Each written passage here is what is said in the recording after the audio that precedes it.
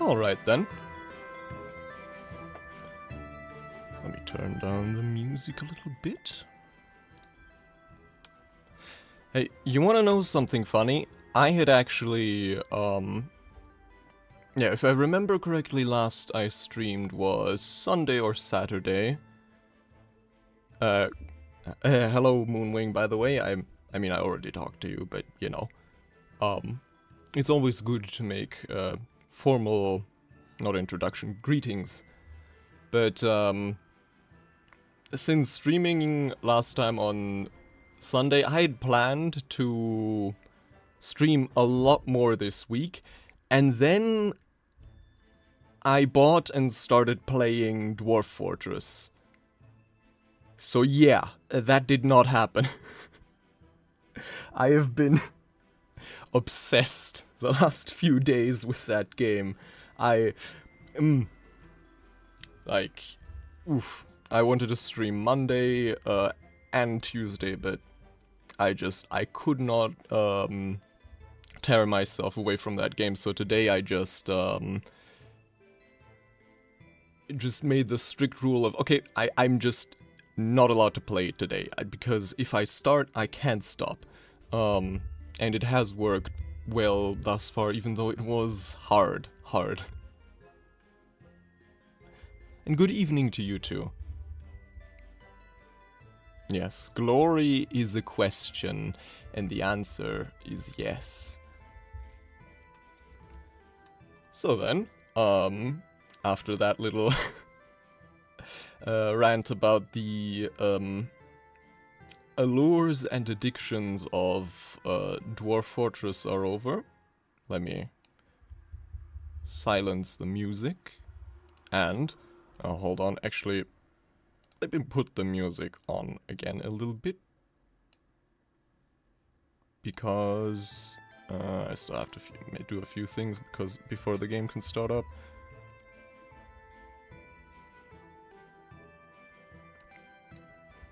Yeah, Forge, what would it be? Forge, definitely, Edge, and due to, a were-iguana infestation, a lot of winter, if you know what I mean, but I mean the fort still stands, so. Ooh, unrelated, but Noita is on sale. Nice. I mean, I already have it, and have also spent unreasonable amounts of hours in there, but, you know, for anyone interested in a truly bizarre roguelike, might be worth checking out. But now, oh god, where is it? Oh, updating, of course. Never mind.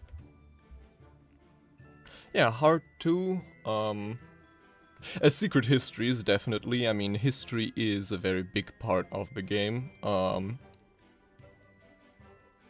You know, generating anywhere from like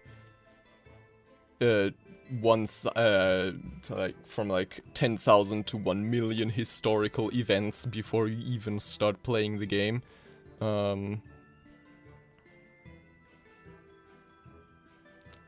Alright. I think we can ignore that update. It's probably not too important. So now let's actually quiet this music, because there's another tune that will enter our ears shortly.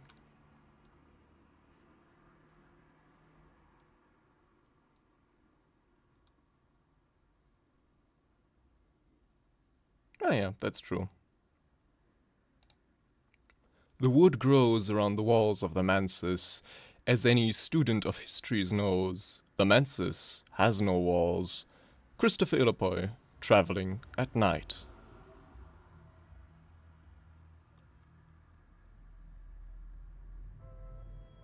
Ah, it's good to be back. Actually, I can see the advertisement for Book of Hours teasing me here. It's actually interesting, I've been hyped for Book of Hours release for, I think, you know, ever since I started playing Cultist Simulator, which was several years ago at this point. And then it came out in last August, I think, and I bought it basically immediately. Yeah, exactly, that's the thing, Moonwing. I have not played it yet because I wanted to wait for like a special occasion or like a time when I could enjoy the game fully. And I think once we've completed this playthrough, or maybe played through the DLC as well of this game, it might finally be time to start playing this game. Because the DLC for this game I've also bought some time ago, but never actually played. So I'm also curious how that'll turn out. But yeah, for now we have other matters to attend to. Let us continue. Yes, where were we? Alright, some of the important things up front. We're about to grow sick. Or we have grown sick and we're about to get a diseased card. So best not dream of anything just yet at the moment.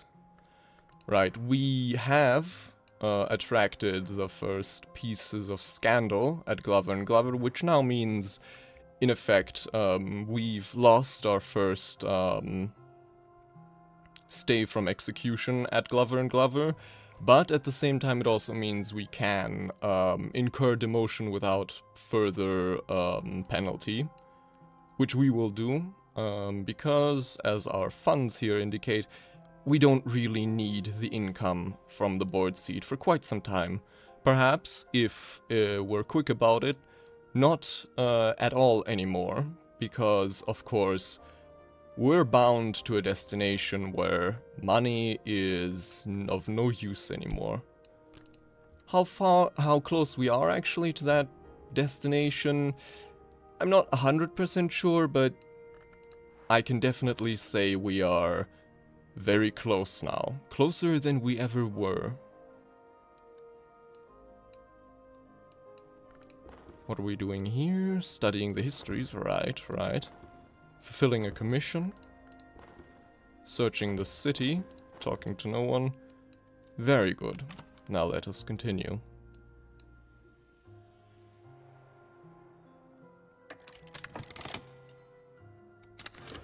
Yeah, exactly.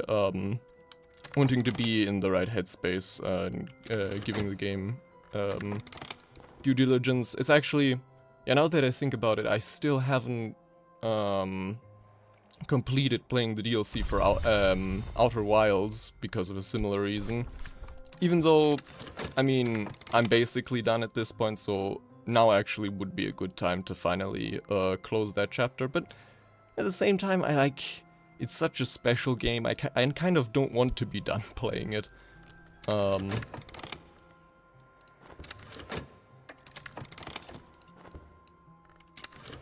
Also somewhat similar, I think, to this game in the fact that the first playthrough is like the best one. I mean, it's more extreme than this game, because this game you can still play and enjoy once you've figured everything out, but Outer Wilds less so.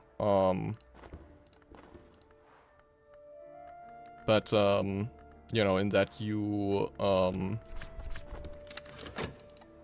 that first playthrough is just something special. Figuring out all the things, all the secrets the game has to offer is something special, and so, you know, once you know those secrets, it's just not quite the same. Alright, I think it's about time we speed things up a little bit.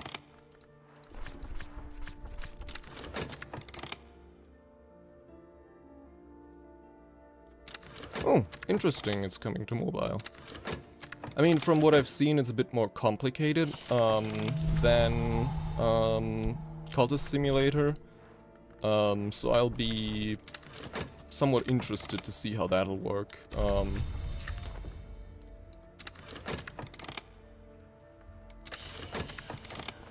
Right, knowledge. Erduition. We have accrued some dread. Though getting rid of that now isn't too easy. During our active period in the at the board seat of Glover and Glover, we've avoided visits to the Ecdysis Club because they have a chance to attract unwanted attention in the form of notoriety. But, you know, now that that's no longer an object, there's also no objections to freely... Oh my god, I just realized I actually did start working at Glover and Glover again. Just complete muscle memory. Ooh. I wish I had read that flavor text because we have a new adversary. Connie Lee, the heiress, suffragist, and adventurer. She's recently put her quixotic enthusiasms and considerable wealth at the service of the Suppression Bureau. Connie Lee. She is, of course, a hunter. The laws of civilization are younger than the laws of the hours, but they, too, sometimes require a sacrifice. This one is an agent of the law. And she's also a mystic, which is a bit of a problem because it means that this hunter will usually survive attacks by creatures of the Mansus, even if those attacks would otherwise be unstoppable.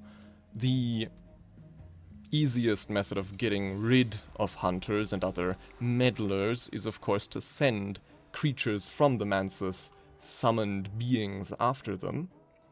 But this one is particularly adept at surviving them. In addition, Connie Lee is also tenacious.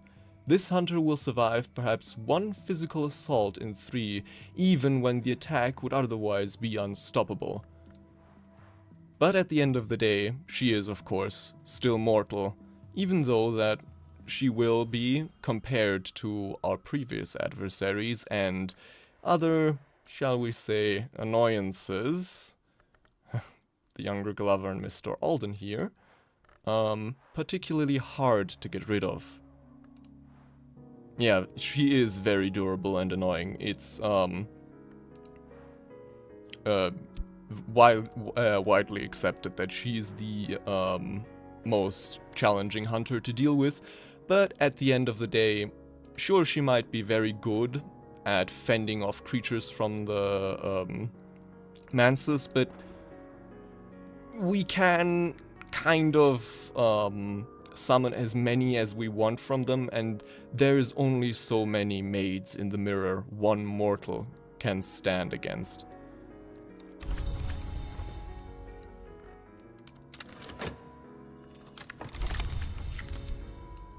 So, gotta remember not to use this card for a moment. Actually, for that end, let me put it somewhere here out of the way. We have acquired this shifty woman, hired. Strong in the aspect of moth. Well, I say strong, maybe somewhat adept at the aspect of moth. I knew a man who captured moths in a bell jar. On nights like this, he would release them one by one to die in the candle. Which is all well and good, but her moth aspect is not why we hired her. The real reason, of course, is to do this. Betray and imprison a follower. This one must serve another purpose now. Into the cupboard they go. Because we have very little use for a shifty woman at this point of the game, but we have still use for prisoners, a follower betrayed. This one rails weakly against their fate. Time to get some more. And at the same time, I think it might be a good time to pay another visit to the Ecdysis Club, a cabaret with an occult reputation. Of course, we have to pay entry, but our funds are looking rather good at the moment. The entrance is lost beneath soft drapes of crimson, cinnabar, and incarnadine. I almost had it right this time. One day, one day. Oh, so, the entrance is lost beneath soft drapes of crimson cinnabar in incardinine. Above the door, the club motto, Ingirum imus nocte et consumimur igni. It has been rendered as, into the night's circle we fly, until the fire enjoys us.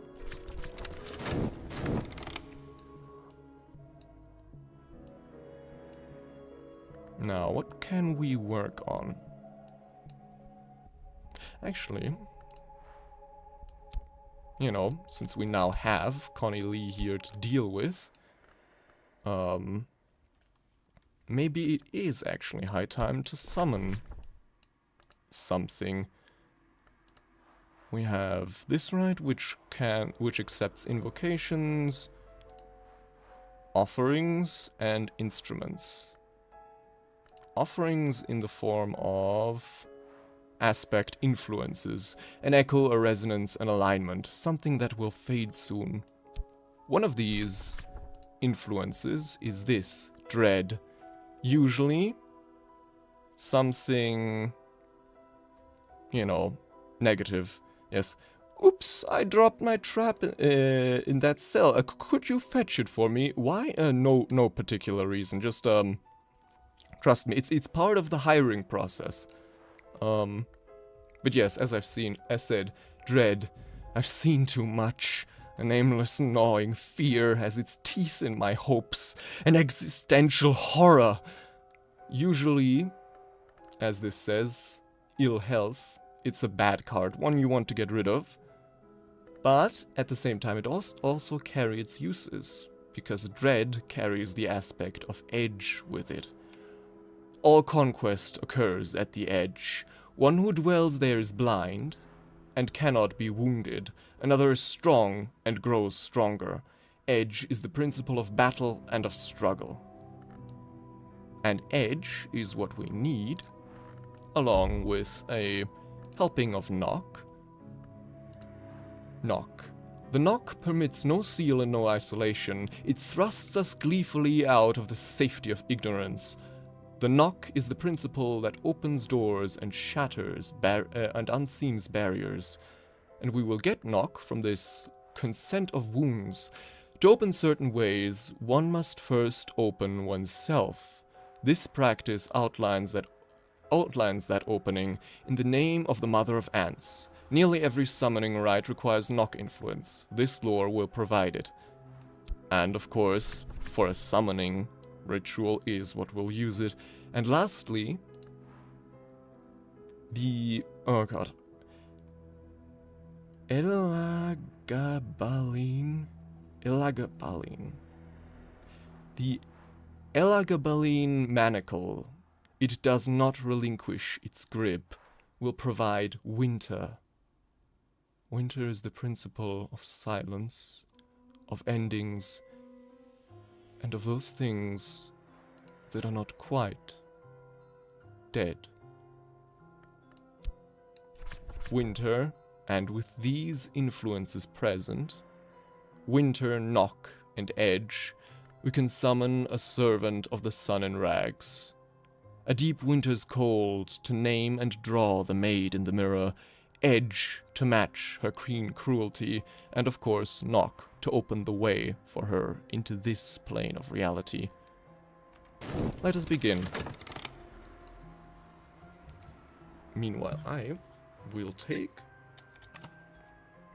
another sip.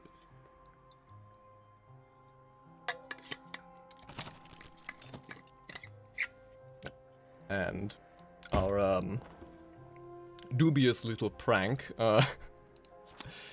committed on our follower here has concluded. I've locked this one away safely. When their screaming and raving subsides, I will subdue them properly. And we have another follower betrayed. Of course, also notoriety, which will be an issue if Connie Lee gets her hands on it. But, well, I think we'll deal with Connie Lee shortly. So, I am kind of tempted to choose a different path for her. Connie Lee is tenacious, which I do kind of respect. It would be interesting, perhaps, to set her on a different path. I'm considering it.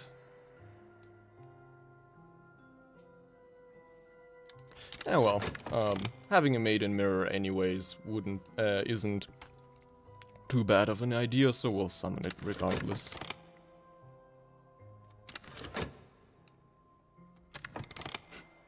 Well, it's not that kind of betrayal, because, you know, they'll live for a little while longer. Also, good evening, Gunnar. I hope you'll enjoy your time here.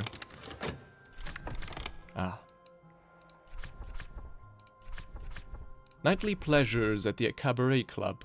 The drinks, the songs, the light. The arching walls, the smoke blue haze. The press and sway of clothed and unclothed flesh. I've purchased pleasure. I reel home in the ungodly hours and collapse into bed. We've gained contentment, which I initially had planned to use to quell dread, but now we've found a better use for that dread.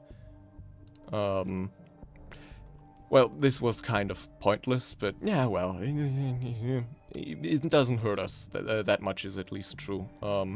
Contentment. I'm happy, I think. Of course, we can also use the contentment, because it carries lantern. Life is a pure flame, and we live by an invisible sun within us, from Thomas Brown. Lantern is the principle of the secret place, sometimes called the House of the Sun, and of the light above it. And heart. The heart relentless beats to protect the skin of the world we understand. The heart is the principle that continues and preserves. Useful, but not to us right now, so I suspect it'll decay before we can do anything about it. But in other news, we are healed, which means we can now dream of other things. And I think, what better thing to dream of than to re-enter the Peacock Store once more. In my dreams, I found the way to the Peacock Store, sometimes called the Gate of Eyes or Pride's Dismay. The Peacock Store is one of the entryways we found into the Mansus, the house without walls, the house of the sun where the hours reside. Aspect, a way back through dream. Some memories are sketch maps of dream, some even pass through the bounds of dream, to the wood and the house that rises above it. Away to the Peacock Store. In my dreams, I know the path through the glass garden to the Peacock Store, the most admirable of doors, the door which shines like a mirror. Perhaps, with the right resources, I can pass it. And of course, we will use our Frangiclave. There are keys that open doors, then there are keys that destroy them. 12 knock. With this, almost any door opens, even this one. A tuning fork hum animates the key in my hand. The Peacock's door groans in response. Already a sensuous shiver ripples its surface. It aches for fracture, and when it finds that satisfaction, I will enter. Alright, yes, Jacob Blake. I do always like to name my characters. Right, for this next challenge of study we need intuition, either glimmering or, because we don't have it, we can also use our headquarters, since it has a sanctuary, a space designed for contemplation and perhaps even peace. Our HQ, of course, being the Heterodox Church. Even on Sunday morning, there are quirks in the order of service, but most outsiders don't notice. Outsiders are not invited to the ceremonies we hold at chillier hours. Speaking of contentment, we get even more right now, at the time we need it least. Some days are better than others. Sometimes the sky is nothing like a filthy sheet. Sometimes the river runs clear. Contentment. More contentment. Again, we don't need it right now, but yeah, oh well. There are worse things than getting contentment that you don't need. Like getting dread you don't need. That's decidedly worse. Also, if anyone wonders why I keep sending this one, Azim, the second Thirstly, change me, change me, change me harder, now, my turn. Why I keep sending this one on expeditions, it's so that while he is on expedition, the timer on his, the timer on him doesn't run out, since he is a summoned creature. Once that timer runs out, he will return to where he came from, and I want to delay that as long as possible. Even if the things found on those expeditions are not particularly incredible. Oh well.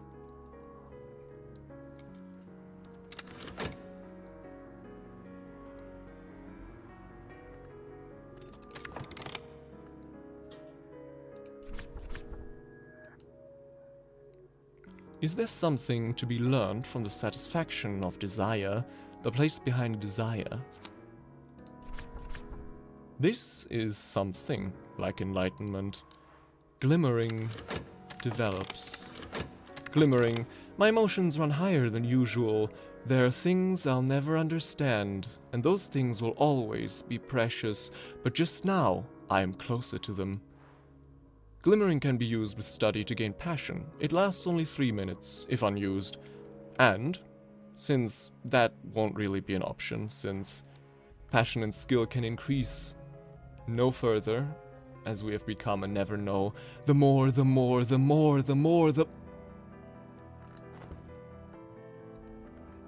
But, we can still use this glimmering in place of our headquarters here. Which means that it'll be available for us while we study this. What does the next season hold? A season of visions, such sights. As time passes, time the sundial's shadow passes. I must have funds to live, or I will become ill. That's actually, this, time the sundial's shadow passes is, I think, one of my favorite, lines from this, game.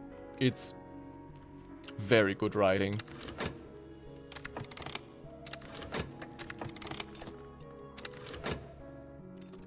Alright. More streets strange by moonlight. We could explore them, but, we don't really need to, and so instead I will keep sending Azim out there.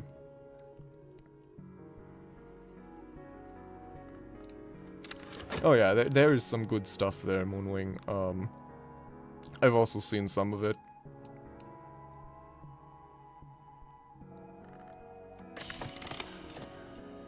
Oh, another hireling. This one, an experienced swindler.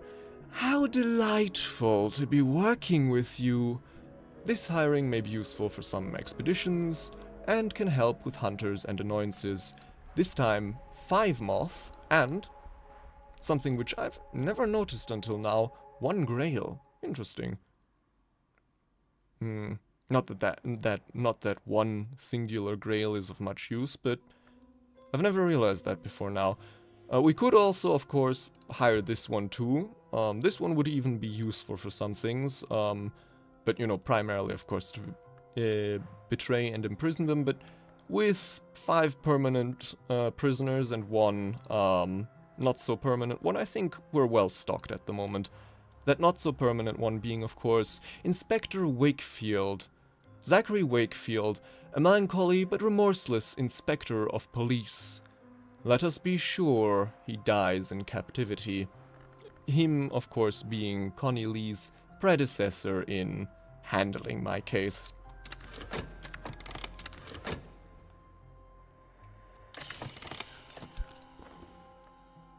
Oh.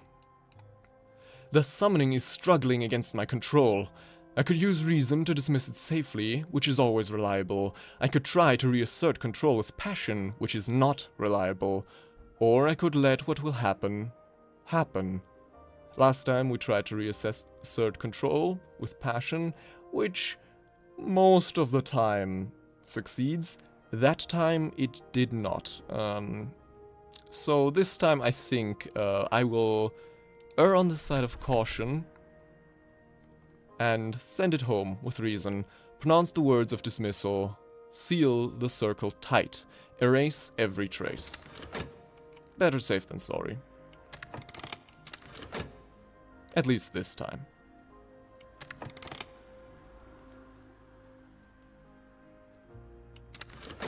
Oh my god. No, no, no.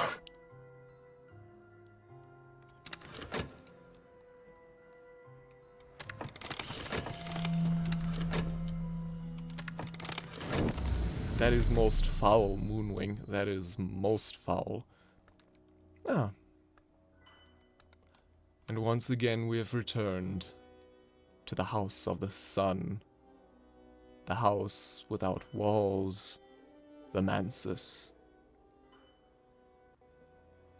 Of course, through the Peacock Door, which is the highest of all the doors. We've entered, of course, through the wood, made our way to the White Door. The Stag Door solved its riddle. To the Spider Door slaked its thirst, and now we're at the Peacock Door. Mortals can go no higher, but of course, mortal our ambitions are not. For now it'll have to do, but soon enough we'll undergo the changes, and we'll finally be there at the top, in the glory. But for now, the threshold of the Peacock Door have an unresolved ambiguity for us to enjoy, so I don't think there's much need to explore the other places for now. Let us settle for this one. The Peacock Door unsealed. Last night I opened the Peacock Door, and beyond it in the bright spaces of the house, I met a pilgrim adept. I am almost ready, they said, to pass the summit of the house, to prepare for the final ascent. Perhaps you'll join me.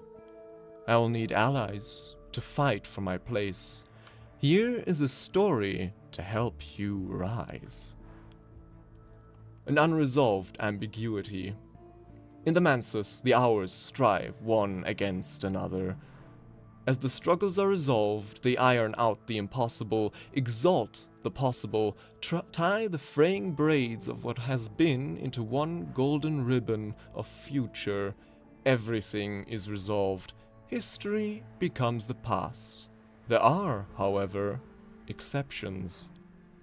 Exploring with this scrap of knowledge may uncover secret locations in the Rending Mountains, 3,000 miles away among the wreck of the oldest empires. This, of course, being lore in the aspect of secret histories. History is the scar on the world's skin. Secret histories describe the unknown complexities of the world and its many pasts. We shall put it with the others. Of course, we want more Port Noon anecdotes, but those have to be earned, which we are about to actually. All we need to provide now is illumination.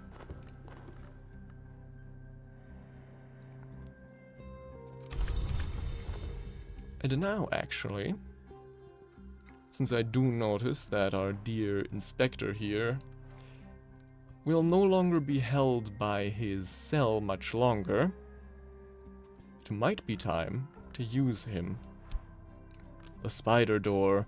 In my dreams, I found the way to the Spider's Door, sometimes called the Bloody Gate or, more informally, the Wrong Door. The way to the spider's door. In my dreams, I know the path through the silken sands to the spider's door. If I slake its thirst by spilling fresh blood before I sleep, it will open to me.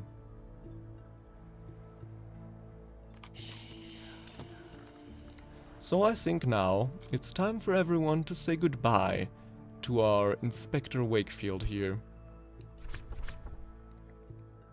Entering the spider's door. The spider's door is always thirsty. Always the blood I have given leaks in threads and spills through the skin of the world, and the door drinks it, and the moment's satisfaction swells its opening until I can pass.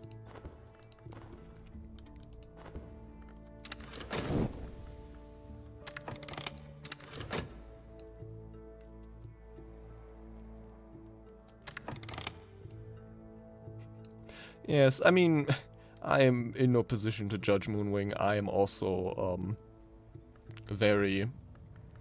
my humor is very, broken.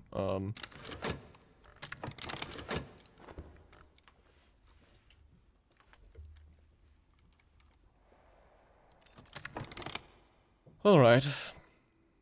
It's gone. We are safe. Well, that summoning could have been more successful, no doubt, but, well... At least, everyone is still alive. All we're left with is a chilly atmosphere. A peculiar chill lingers in my rooms. Strong in winter, of course. And something which will decay into dread very soon.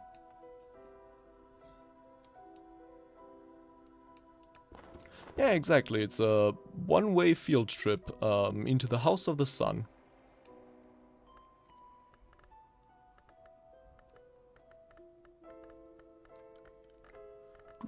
I mean, yeah, this is about to decay into dread, which does mean once it does, we can use it again in a ride. In the meantime, however, we can work on a commission and also get one from Dr. Ibn al-Adim here. Dr. Ibn al-Adim, called the Alpine, has an interest in overlooked history. He could use our assistance. The doctor would like my help in his research. We shall gain a commission, and we shall also fulfill a commission for Count Jannings here.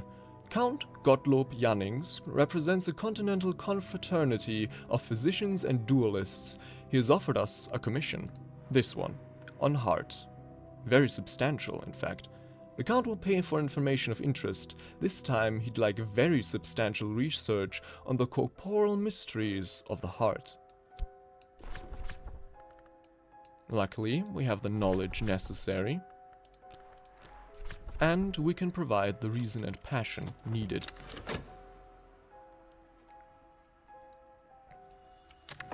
Yeah, it's a very nice place to visit. I mean, every person visits it at least twice in their lives, as they say. Though, I have to admit I've forgotten which of the which occasions Mark visits into the house. One of them is actually, I think, dying. So, well, Inspector Wakefield has that one covered. Another sip. And you will notice we have run out of time at the board seat. Considerable latitude is allowed to someone in my position, but my absence has been noted. I will have to charm the Elder Glover, which we may or may not do in the future once we run low on funds, but that's not going to happen anytime soon. In the meantime, we will work on grander projects. A new commission. Secret Histories. Dr. Ibn al-Adim, called the Alpine, has offered you a commission. He would like you to provide him with any information you can assemble on the secret histories of the world.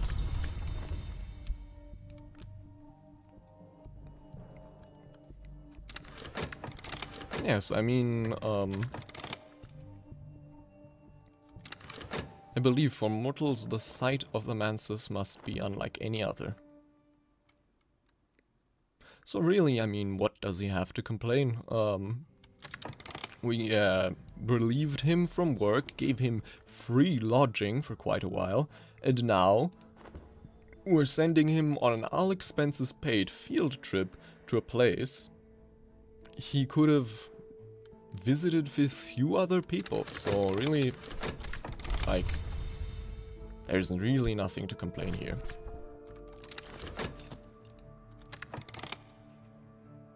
Yes, although I guess this is more of the Grail travel agency, since we are slaking the thirst of the spider's door, but I mean, he'll experience the silence of winter soon enough. In pretty much 10 seconds to be exact. Another hireling, this time an entry consultant. I'm good with doors. Unsurprisingly, his aspect is that of knock, but again, we don't really need him.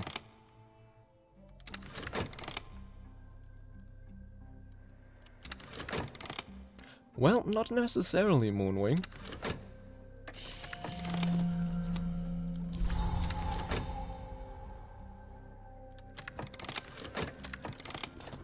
Oh yes, the Vagabond, but I mean, we have also taken things and experiences from the Mansus, so...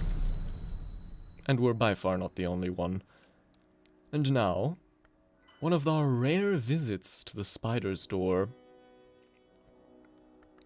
Its threshold offers us a pounding airs, but instead we could, of course, continue to explore to either the Chamber of Ways or the Maliary. I think I am partial to the Maliary this evening. An incandescence is our reward. The spider door gapes. Ugh. Last night in the Mansus I visited the Maliary, from whose engines and avenues one does not emerge unchanged. I watched the processes of sunset, and I entered the amber joy, and the white joy, and the blue joy, and I was subjected to the enlightenments of calcination, and the forge of days touched me with her burnished fingers, and I rise from my bed with the utter knowledge that all nights, all nights, all nights must end. An incandescence, change follows fire, a 15th order influence. This might be the personal attention of an hour. This can be used in some rites to summon minions. And actually, that is what we'll do. Yes, hammer time. Could not have put it better myself. And, well, it was fun while it lasted, Wakefield, but I'm sure you're in a better place right now. The Ascent of Knives or somewhere.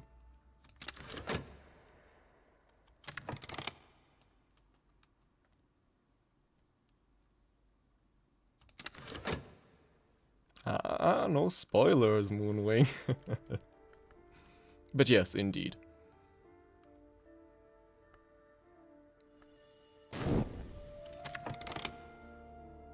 Write an extensive treatise on heart lore, which we have now done, which means we can fulfill the commission of the Count here. I have what was requested. And now, of course, I have to figure out the correct rite to use. I think the rite of the map's edge once more. The Vagabond is the only hour that never enters the Mansus. This rite must be performed in the right place, in the right time, and the Vagabond will take that rightness for her own. Summoning something. Forge is the aspect that transforms and destroys. If I add knock, I might be able to attempt a summoning, or if I have grown decrepit, then if I add grail, perhaps I could renew my body. This, of course, being the aspect of forge. Fire, I once read, is the winter that warms and the spring that consumes. The principle of the forge transforms and destroys, as the text here also reads. So, knock. There are possibilities here. If I had winter, I might contact something smoky. If I had lantern, I might contact an incandescent power. And so I will add lantern from the wildering mirror, a multiplicity of vistas, a bewilderment of views. Gaze upon me and rejoice in the dissolution of your senses. Summoning one of the name emanations of the Forge of Days. King Crucible will come only when the room glows with the aspect called Forge. He also requires lantern for the light of the glory that he claims to know, and of course Forge to open the way.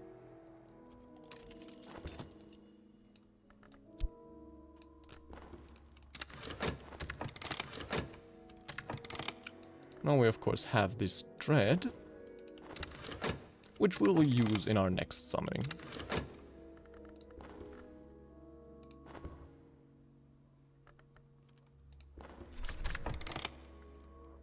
We fulfilled the commission and received the currency of the secret world.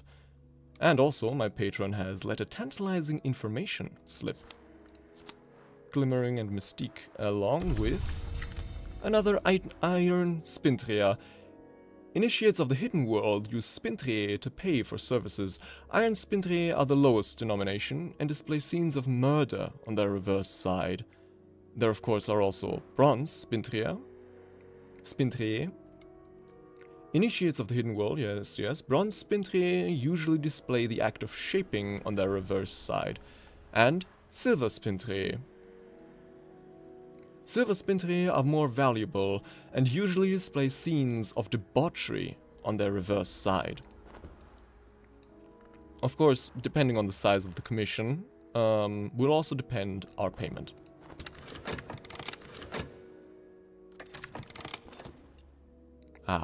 We've increased our knowledge of the secret histories behind the one we know, and from 2 Vagabonds maps, initiated in last time's stream, we have gained 1 Port Noon anecdote. Port Noon is where the long go to enjoy the sea and the sun, to drink from the spring that makes them forgotten, and to stay out of trouble. Mostly out of trouble.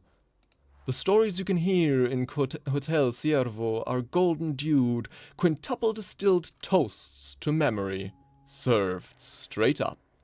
Exploring with this scrap of knowledge may uncover secret locations in the Evening Isles, where Port Noon is located across the great ocean. I mean, Spintriae do have some uses, but once you've accrued some of them, you'll mostly just, I mostly just use them as basically a rainy day fund. If I ever run out of funds, selling some of these will get you a long way.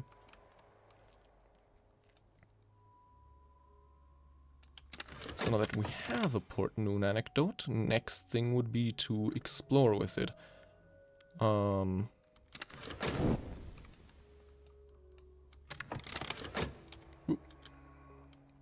But of course, our explore tile is currently busy with Azim here.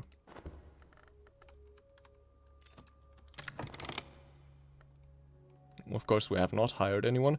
Better not. I must be careful of the company I keep. Which is very ironic at this point in the game, considering, the other company we do actually keep. But now, instead of exploring with Azim again, we look west to the Evening Isles, where a long, still walk. Across a bright, far sea, Port Noon lies. Exiles, monsters, and visionaries have long favored the waters around it. Perhaps we shouldn't get too close, but it might be useful to get close enough.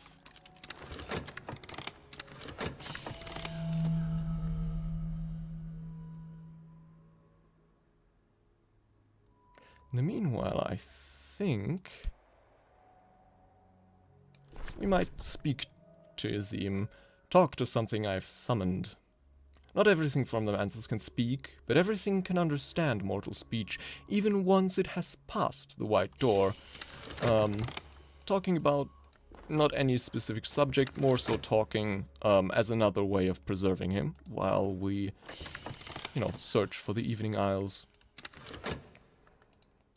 Or not search for the Evening Isles, search for places of interest among the Evening Isles.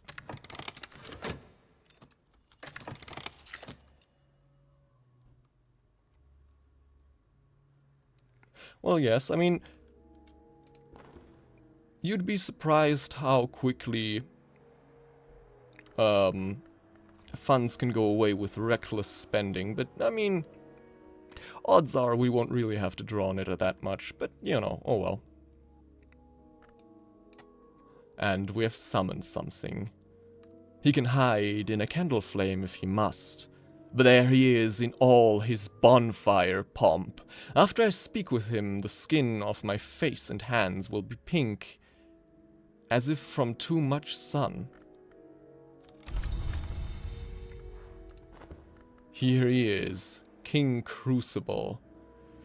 In the desert I wait, in the ruins I burn. Metal is water, stone is wax, flesh is smoke. Enter me and be no longer.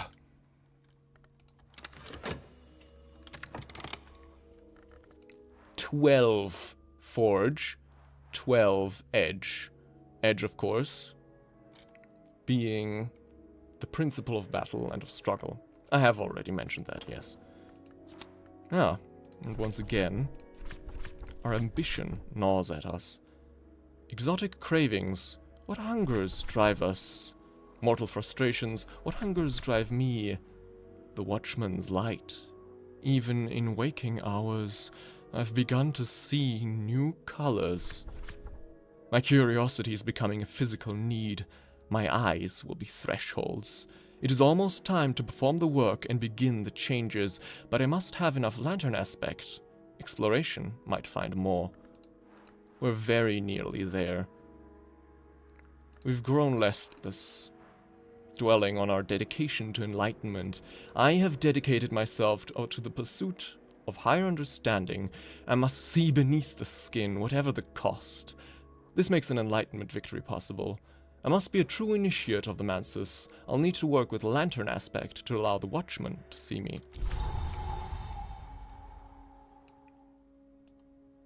Well, I mean, the Forge does change and destroy, right?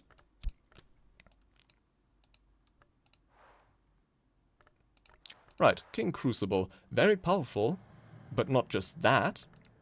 He's also a tutor. A scholar in Mandaic, or at least a speaker. So before we do anything else with him, we will study deep Mandaic with him. Together we will commemorate the tongue of the unburned god. And we need, as a background, Aramaic, the language of Aram, and all her many children these 3,000 years and more. Luckily speak it, and my Aramaic will serve as a foundation. I'll learn everything I can.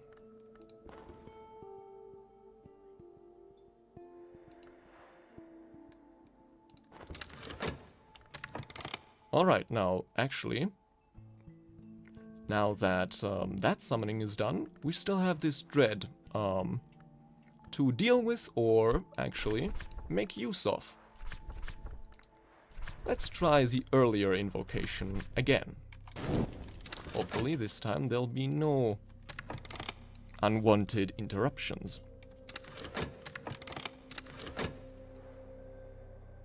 I'm also somewhat tempted to direct Azim here to murder Connie here. Unless, to send an unstoppable force to murder a hunter. Unless this hunter has some unusual protection, they're already dead. But their demise will attract attention. Unfortunately, Connie Lee, of course, does have unusual protection, so this might very well succeed. fail, I mean, and cost us Izim, and we still want to make use of him. Instead, the maids in Mirror are far more expendable, and so we will use them. Izim we will use for expeditions. Specifically this one. To Saint Tentero. No, Saint Tentreto. Tentreto? Tentreto. Saint Tentreto of the Deep Door. A monastery hangs grimly to a cliff edge.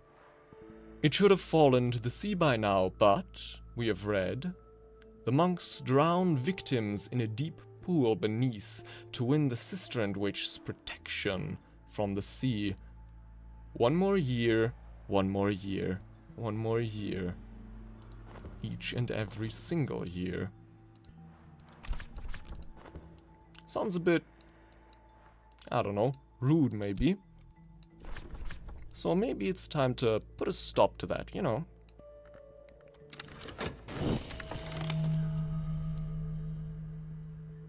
Of course, our conversation with Azim here is done. Nothing. My words cease like sand in a glass. Of course, we never intended to speak of much of interest, so now he's available to us again to lead this expedition to Saint Tentreto of the Deep Door. The monks of Saint Tentreto will not be inclined to allow us to pass. They will hide their treasures well, and if we manage to seize them, no doubt will they pursue us with curses. Expeditions need at least 1 funds per obstacle. Followers will defeat obstacles. If you run out of funds or followers, the expedition ends. So, the monks will of course be an obstacle, for which we have edge in ample supply. Hiding their treasures well, so most likely a hidden door, for which we could use knock or lantern, and curse, for which we will need heart, or maybe some other aspect, but heart protects against, to my knowledge, all curses, so we shall rely on that.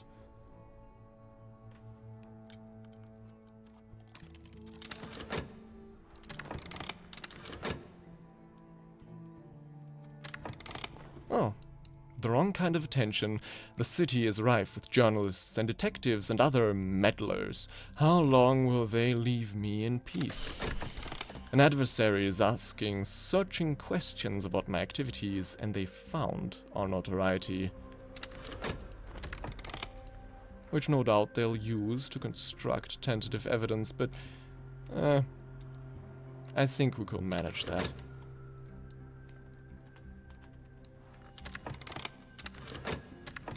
More dread, but again, even dread has its uses. In one history, this was the tongue of the shadowless kings spoke. In another, it was the basis of the invocation of the children of the leashed flame.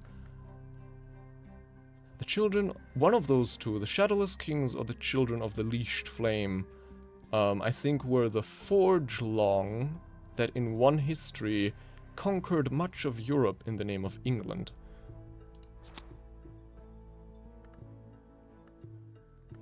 And we've learned Deep Mandaik, the most secret script of the innermost rites of the deep secrets of the deep desert, the birth tongue, it is claimed, of the mother of ants herself.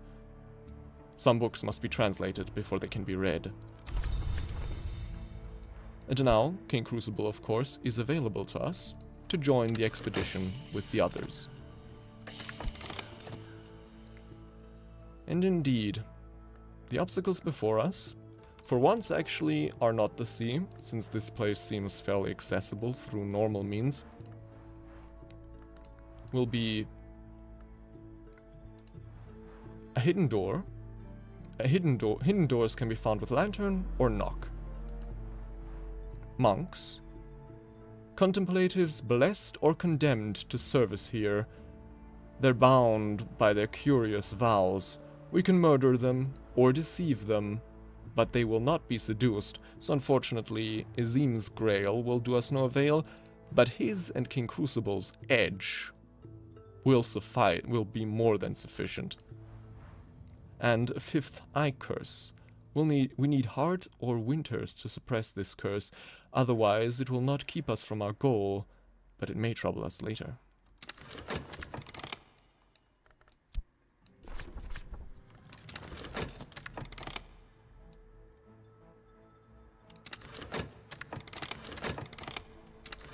Slander? Whatever do you mean? Moon.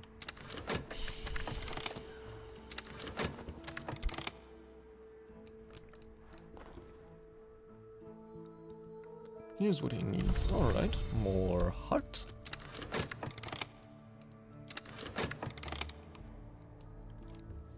And of course, now that we speak, Deepman Dyke.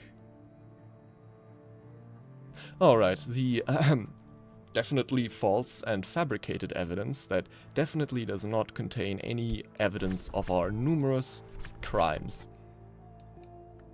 But now, as I was saying, we can finally translate the time of division in which Amira Zara prophesizes the events later known as the Intercalate, when the hour called Sun in Splendor will be, or by this time has been, divided.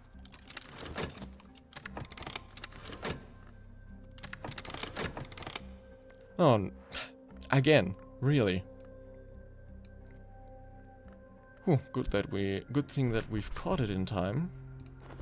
Time to send it home, I guess. Again. I swear, this time it'll work, or I'll be damned. Well, maybe I am already damned. We have done quite a few questionable things on our journey, but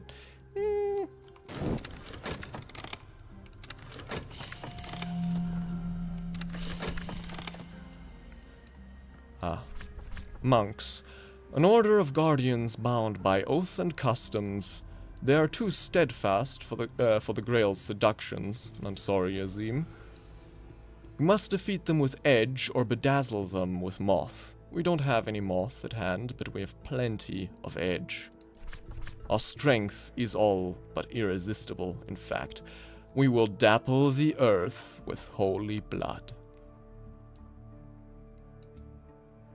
At that opportunity, actually, we might find it pertinent to insert one of our lantern followers, since the hidden door is most likely what will go up next.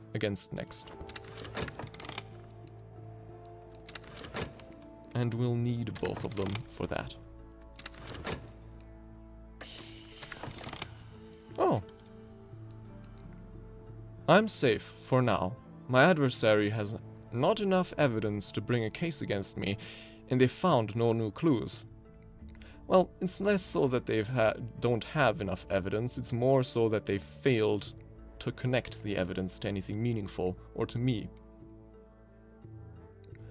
Because while Connie Lee is very persistent, unlike the maybe great, definitely late, Zachariah Wakefield, she is not tenacious, so she will sometimes fail in her pursuit to generate evidence against us.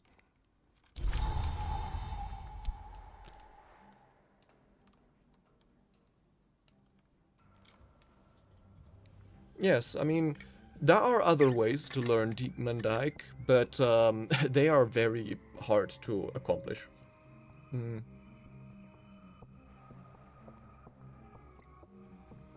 They involve finding a very specific place in the deep desert, and digging for some pottery there, and who has time for that, really? So, you know, eldritch being it is. We've not dreamed for quite some time, and I think there's not much else we need to dream of right now, so again to the Peacock Store.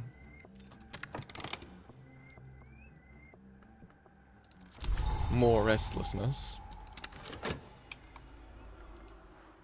And this forge influence is slowly decaying. Soon there'll be nothing left at all. Ah. The monks silence. Their bodies lie in robed huddles, each indistinguishable from the next. Step over, move on. No, Moonwing, we're not being oppressed, we're being suppressed from, well, the Suppression Bureau. As their motto says, for us it is permitted, but for you it is not.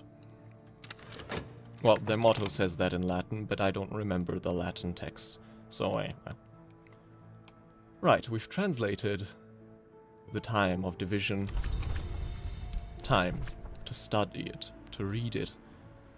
The sun will be divided, that it might not sire children. Still its children shall be 4 in number, and its children shall be 7 in number, and its children shall also be numberless. The numberless shall open the way for the 7, and the 7 shall consume the 4.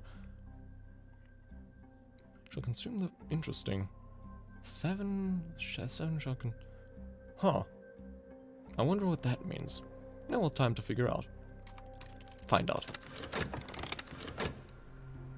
I think the 4 refer to the 4 hours that emerged from the shattered fragments of the sun in splendor, but who the 7 are, I don't know.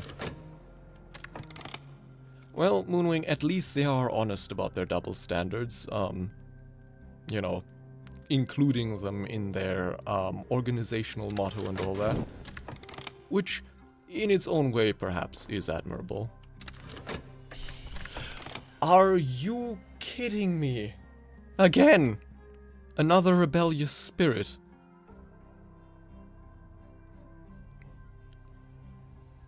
Alright, you know what? I'm going to flip a coin.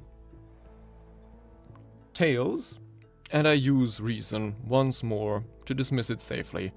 Heads, I'll try my luck this time, and contain for mastery with passion.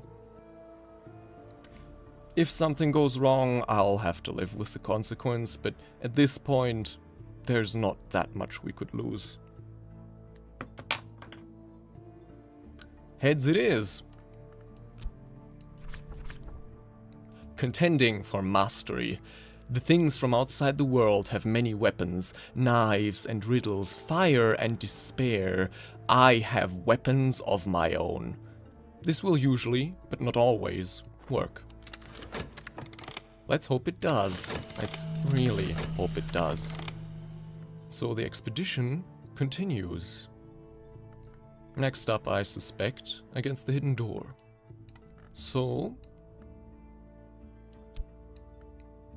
another lantern follower. One second, I think I have to clear my throat a little bit.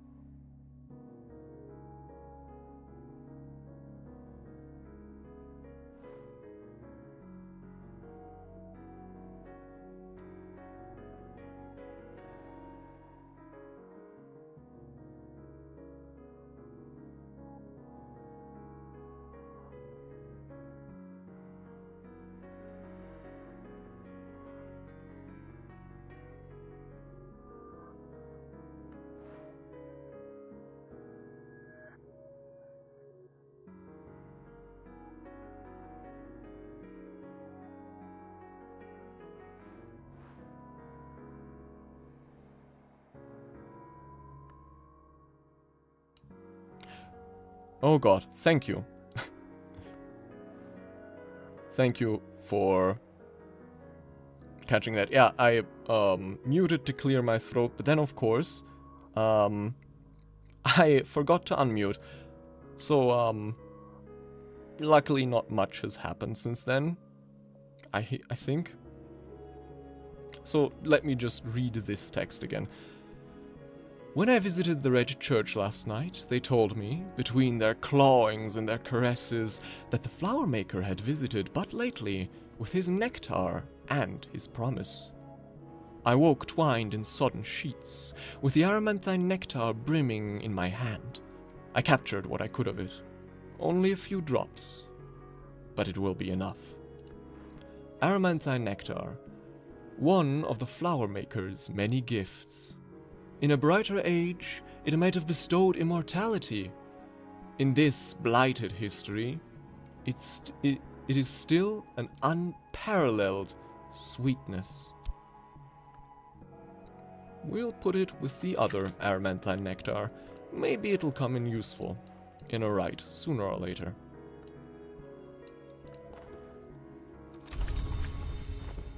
So now, next up on the agenda. Oh, next season is a season of dread. In that case, I think best to get rid of at least one of our pieces of dread. To clear our mind, I remember that I was different, but I can't yet remember how. But with contentment, we can. I remember that I was different before. Alright. Ah, summoning mastery regained. I'm succeeding. A rebellious spirit, but rebellious no longer. A hidden door. There must be a door here, but without lantern or knock, we can't uncover it. So we call upon the Watchman, who illuminates, and will almost certainly find this hidden door. I'll also add more funds, because we are running low on those. But yes, thank you very much, Moonwinged, for calling attention to that. And so, my summoning will obey my wishes, for now. A maid in the mirror. The ascent is glass. The walls are knives. Each step is blood. The dead who rest before a new cracked mirror, who pass through the peacock gate, who master the sharp stair, those dead enter the service of the sun in rags.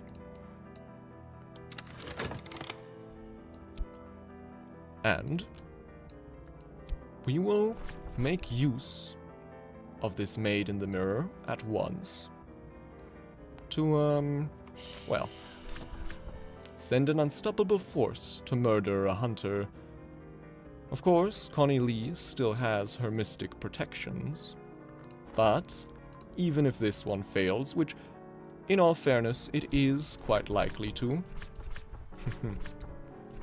there's already another one on the way.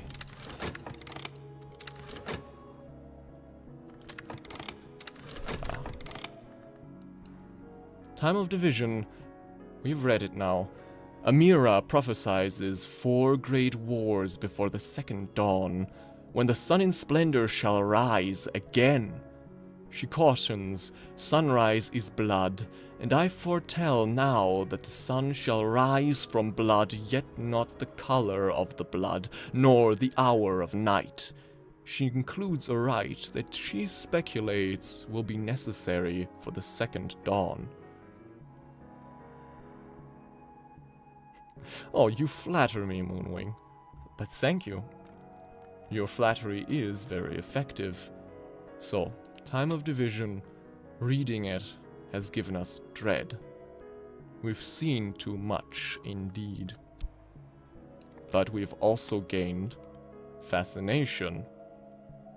Light leaks through the cracks. My mind is brighter than it ever was. The higher I rise, the more I see. we've also gained Illuminate Mysteries. The Menascate, the Madrugad, the Flower Maker, and the Forge of Days are the gods from light. There's a fifth, but now we know it is not the Watchman, yet the Watchman shares a secret doctrine with those five, and here is that doctrine. Use this in a rite with a subtle rupture and a paradoxical curio, and someone will come, speak it to a hunter, and it might drive them insane on the spot. And we've also gained the Rite Intercalate. This rite recapitulates the sun's abominable fate. It is used in extreme times by foolish adepts.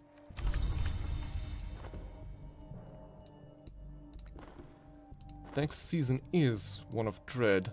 I pray that we will have enough time before that to get rid of this dread, along with the fascination, but I think luck is not on our side with this one.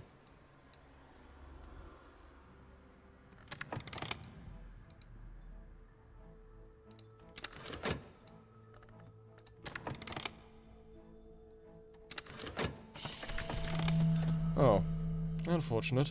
A fruitless search. Where is it? We could use more knock, or lantern, though we already have 10 lantern. Adding more at this point won't do us that much good. We'll just have to try again. At least, a hidden door is ill-capable of harming us if we don't succeed at finding it.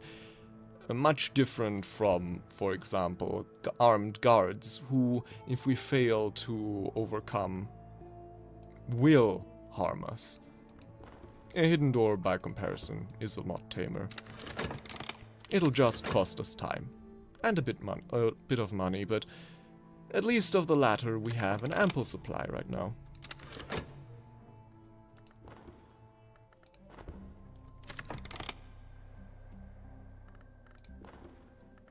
Clear my mind. The sun still moves, the wind still walks. My journals are the labyrinth clue. A fleeting memory, a moment in time. In another moment, it'll be gone. And a fleeting moment, a fleeting memory might be just what we need to compose ourselves. The doors of vision swing wide. A little darkness will mellow my light. Even dread has its uses. Or a fleeting reminiscence, of course.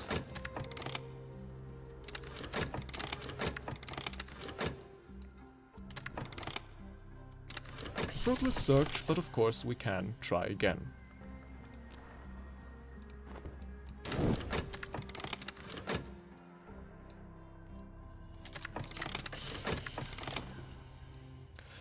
Another rebellious spirit. What is going on? Is it just... I wonder... Does it have anything to do with this particular combination of aspects I've used to summon it? Who knows? Hunting a hunter. I await word. Let's see here. Tenacity. But no one could have survived that. Now and then, tenacious hunters somehow survive attacks that should have killed them. But their luck always runs out in the end, and there are other ways to destroy a hunter beside physical assault. So actually, what this tells me, especially since the Maiden Mirror is still alive, well, alive is perhaps not the correct word, but still with us, is that despite Corneli's mystic trait, this attack would have actually succeeded. However, since she is also tenacious, she has in fact survived regardless. But, you know, on the upside, the Maiden Mirror is still with us. So, maybe it would be interesting to actually follow that advice. That, you know, physical attack is not the only thing we could muster against Connie Lee here. Remember this? Speak it to a hunter, and it might drive them insane on the spot. Arrange a meeting with an adversary. Perhaps we could parley. Or perhaps I could send something to ambush them. There'll be no need to ambush her.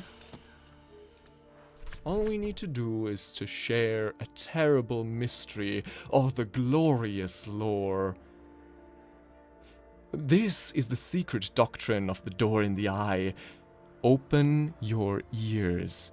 This is likely to tempt the hunter from their path, but will always increase our own fascination. Yes, 30% survival chance. Actually, the way I understand it, Tenacious will actually only save a hunter once. Though, I'm not entirely sure on that.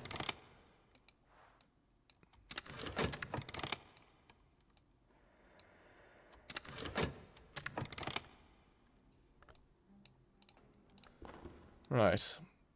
Unfortunately, bleak thoughts. Dark days. I must be careful not to let doubts creep in. Dread may provoke full-fledged despair. Has, in fact, indeed, because of that dread, provoked full-fledged despair. Despair is the wolf that devours thought. We can defeat despair by feeding it contentment, otherwise it will destroy us when it reaches 3 dread. I would not worry too much about this, but, you never know. Again, we call upon the Watchman, who illuminates, and actually, at that opportunity, I'll pass along the Maid in the Mirror. For once, because joining the expedition will momentarily pause her decay, and because having her winter aspect with us will help us against the 5th eye curse. As we need hard or winter to suppress this curse, otherwise it will not keep us from our goal, but it may trouble us later, my least favorite type of obstacle, because it doesn't hinder our expedition, but it may result in serious penalties later down the line. And, frustratingly, like all other obstacles, it's impossible to be entirely secure against it. So, each expedition with a curse involved is a roll of the dice.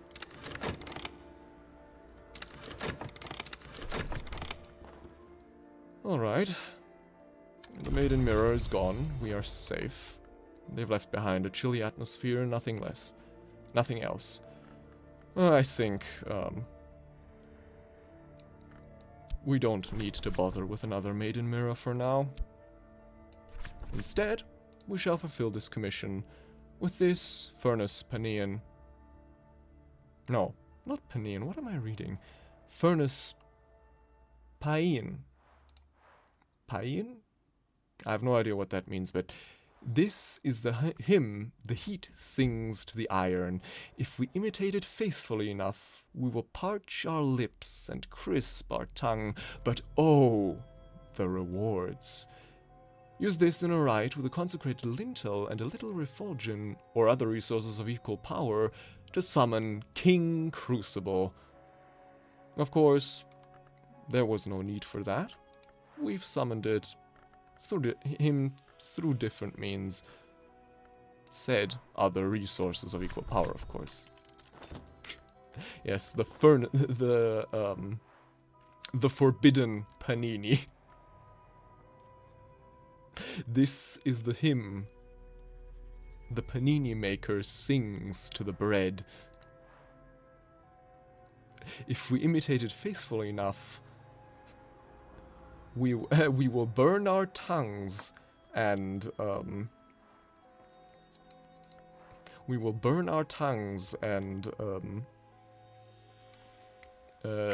hurt our stomach, but oh, the rewards. a panini. The reward is a panini.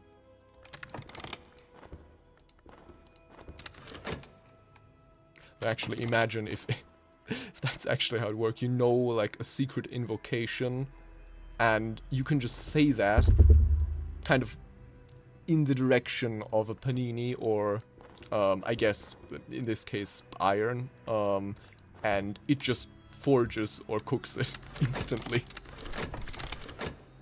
Ah, composure. The air is curdled now. I'm home again in this lump and flesh. Better, perhaps. Well, not really.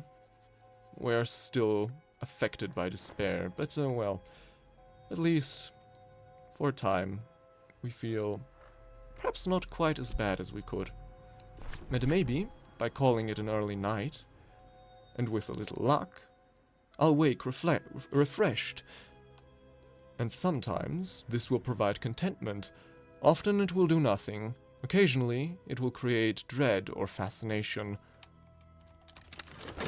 Which is actually not entirely true, that description. I've yet to see this do nothing.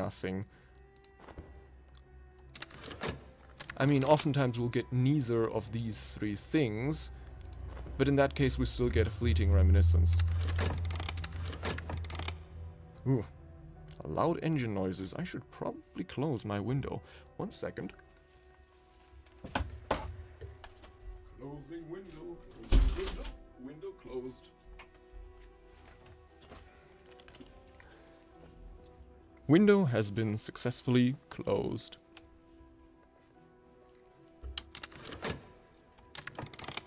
Now, actually, we still have the study slot free to us. Well, one of the few things left to us is here, the Book of the Extinguished Heart, a book of melancholy prophecy. Time to translate. Lock the study door, the work begins. Panini, the newest icon of Forge of Days. Some might question this, but some are still not hours of change. Exactly. It changes and the Forge of Days changes and destroys. Like I destroy paninis. Ha! There we go.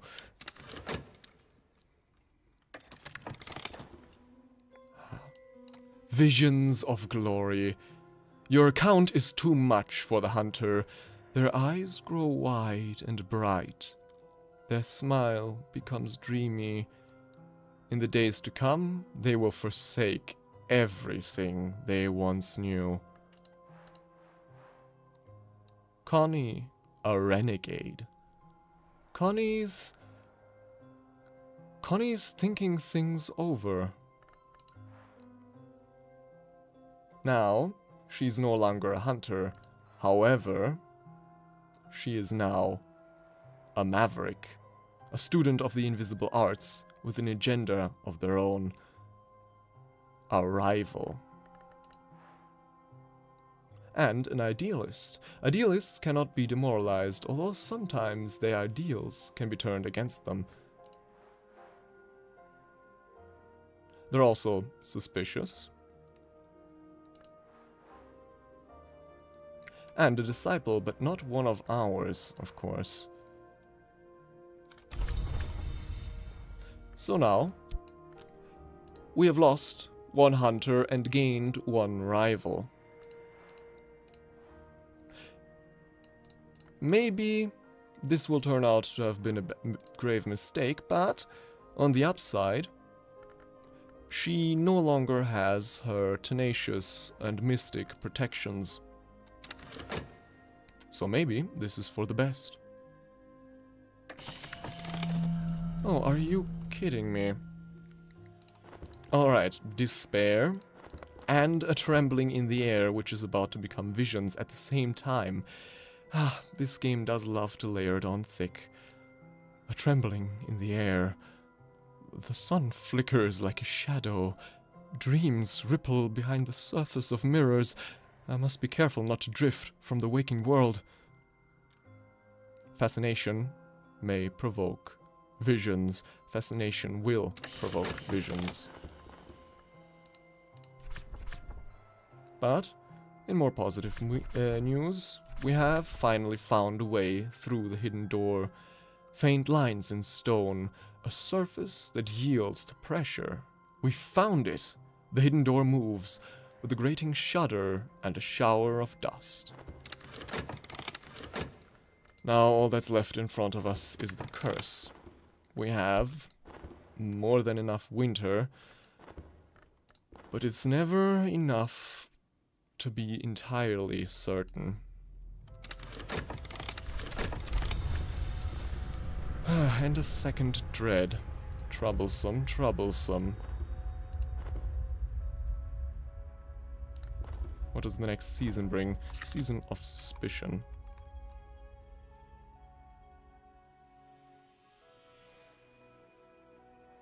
Yes, exactly. When it rains, it pours. When it shines, it blinds. When there is a drop of blood, sharks swarm. Speaking of sharks, the next season is a season of suspicion. Am I being watched? Well, we're about to be, since we still have this notoriety, but I care little for that, in all honesty.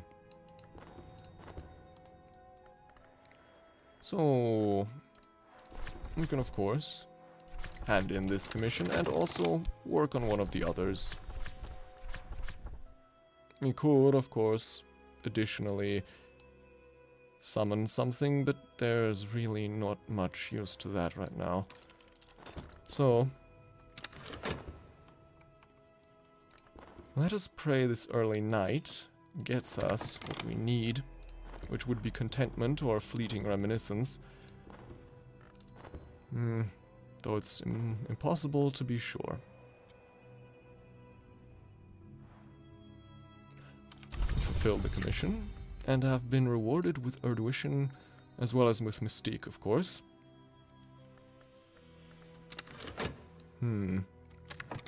What else could we speak of? Could we speak of something to gain contentment? No.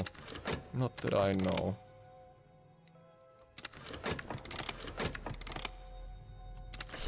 Alright. The fifth eye curse. The treasures ahead lie under a fifth eye curse. Without winter or heart, it may follow us back home and tear open the eye of the soul. So we call upon the Elegiast. Elegiast. Elegiast.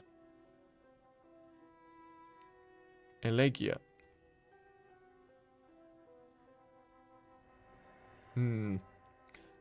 We call upon the Elegiast, from whom nothing more can be taken.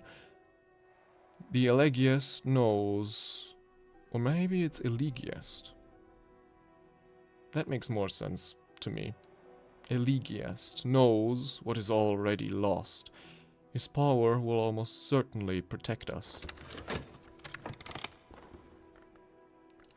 An early night.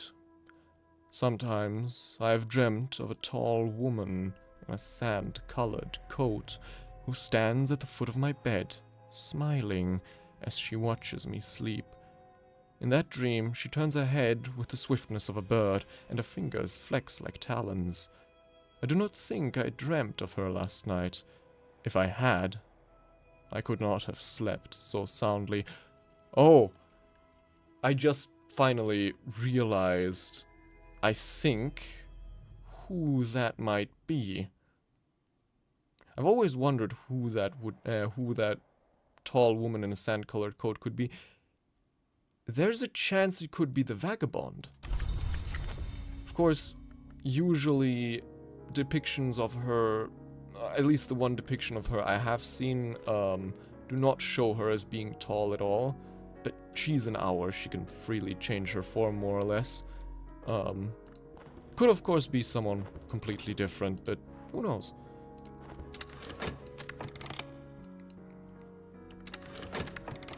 Just an interesting theory. The Book of the Extinguished Heart. In the days of the Shadowless Kings, Ennis Lazali was executed for prophesizing the division of the sun. If any of his captors grew long, they'll probably feel rather abashed now. Oh, I realize that. Yeah. Ennis Lazali was executed for prophesizing the division of the sun, and if any of his captors grew long, which means, you know, became immortal, which would imply that they're still around today, they probably feel rather abashed now, since, spoiler alert, he was right. The sun was divided. But I guess in the matters of executions, it is, in most cases, too late to plead oopsie daisies once the deed has already been done. We could read it right now, but this is another book about the division of the sun. And those books will, almost without fail, always provide more fascination and dread, and I probably don't need to spell out why we really don't need more of that right now. Despair pads close at my heels. The world is leached of light. We can defeat despair by feeding it contentment, otherwise it will destroy us when it reaches 3 dread. We're at 2 now. We must tread very carefully. At least this fleeting reminiscence is about to give us the means to deal with this trembling in the air, but still. Things are looking a bit, well, spicy, I guess. No, perhaps that's not the right word. Troubled. So instead, I think we'll just read one of these books on the secret histories. They're not likely to give us much of any value, but it's better than nothing. The Queens of the Rivers, a surreal contemporary play by the enigmatic Monica Medina, in which the Queens of the Rivers are murdered, one by one. The Queen of the Vistula is poisoned. The Queen of the Dnieper chokes on a fishhook. The Queen of the Tagus is burned alive. The Dnieper, I know. I think it flows through Russia and Ukraine, I think, or perhaps Belarus. I'm not too sure.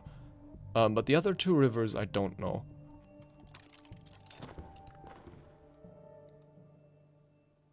Maybe Vistula rings a bell, but the other one I've never heard of.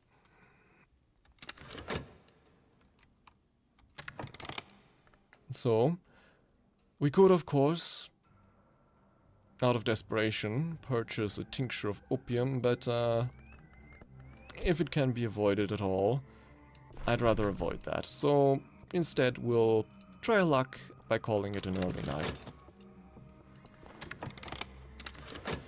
Whew, okay, and with bated breath, the curse shrivels. Alright, our position right now is not the most comfortable, but at least that's one last thing to worry about. Our power is stronger than the power that was here. The curse won't touch us. Whew, very good. And in other news, theoretically also a problem, but realistically, not that much. The city is rife with journalists and detectives and other meddlers. How long will they leave me in peace? Not much longer, but by now, our means and ways of dealing with such meddlers has become quite expansive, and formidable. Whoever they send after us next, we can deal with them. And you know, send after us they will, with this mystique. And notoriety, actually. The mystique, you'll notice, I actually held in my fingers, to, you know, manipulate the odds a little bit to ensure that the notoriety card would be the one grasped by this, because one of these magnet slots grabs a card to fill its void. If you grab something, it doesn't prevent it from being grabbed by one of these magnet slots. However, if there's several things the magnet slot can grab, and you hold one of them, it will choose one of the ones you're not holding. So, you know, if you want to make sure that a specific card isn't chosen by a magnet slot, you can use this little trick.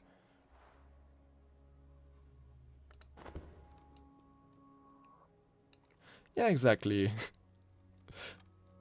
What are they gonna do? Bring a hunter? The last one is now looking at lamps, most intensely and most strangely, though I think that's stopped by now, and now she is drawing up plans of her own.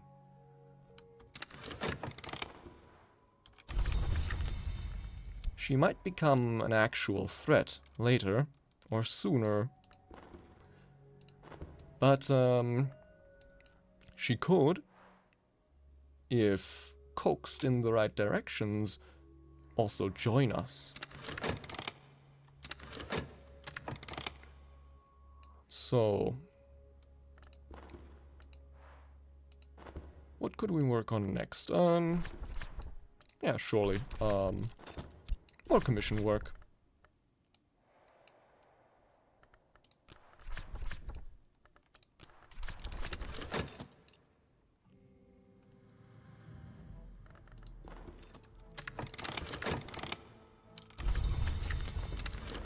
Ah, the curse has shriveled, and with that, treasures finally lie before us. An adversary. There's always someone who doesn't understand, or who understands too well. This troublemaker may seek evidence on my activities to share with the authorities. A weary detective. A familiar face, or at least passingly familiar. This gentleman would much rather be left alone with his pipe and his illustrated London news, but no, apparently some conjurer of abominations has to be hunted down like a mad dog, and apparently no one else can find the time. Ah, poor weary detective. A face we've already encountered. Or perhaps it was someone else looking surprisingly similar. This means that we've dealt with all of the unique hunters and are back on the wary detective. And it also means that all further hunters will be, well, wary detectives. Zachariah Wakefield, Natalia Dragon, Connie, of course, she's still alive. And I believe another one. Though, have we encountered him? Last one. Something Spencer, I think. Maybe I'm actually wrong, and maybe there's still one unique hunter we've not dealt with yet. And it was just pure chance that the weird detective would re-emerge here. Who knows?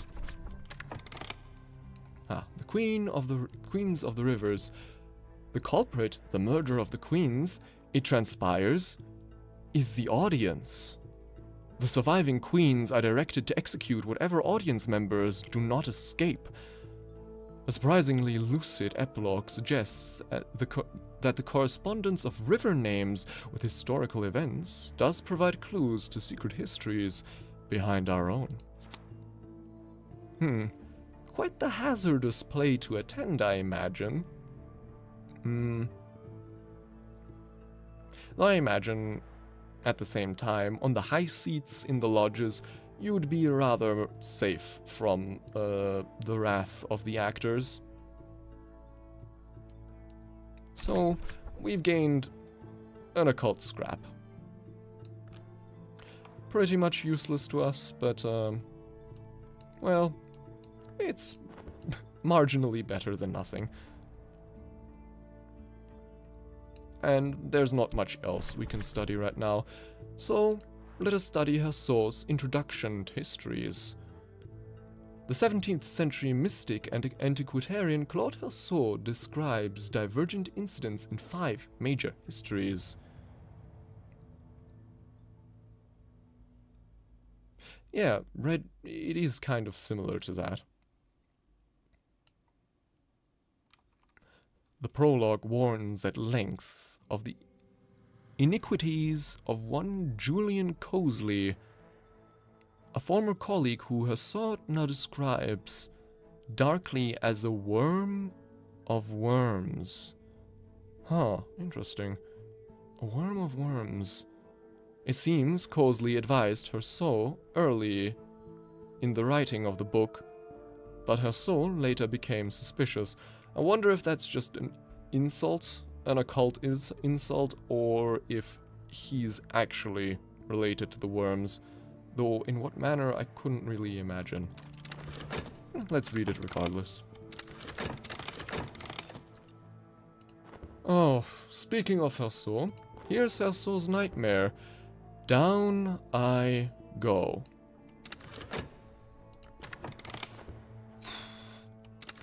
Now this is problematic. 3 Dread. I remember that Hersor wrote of this. I've leveled up floorboards and wriggled down snugly. Now I am compressed beneath them like a hidden corpse. The air stinks of hot dust. My mouth is full of splinters. This time, I haven't learned what I hoped to learn. Whatever that was. Alright, I think the times are sufficiently desperate enough. Time to purchase a tincture of opium. Pride be damned. In times of a special crisis, which this is, and no mistake, I might visit a discreet pharmacist to purchase a tincture of opium and make my dreams sweet. But only in times of a special crisis, which this, again, undoubtedly is. This is an expensive and risky way to gain contentment. It might provoke sickness or despair.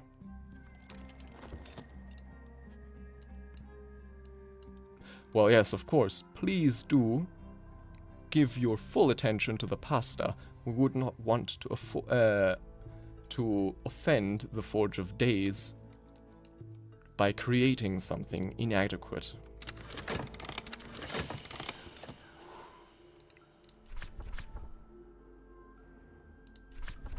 Despair overwhelms me. This is almost the end. Find contentment now, or it's over.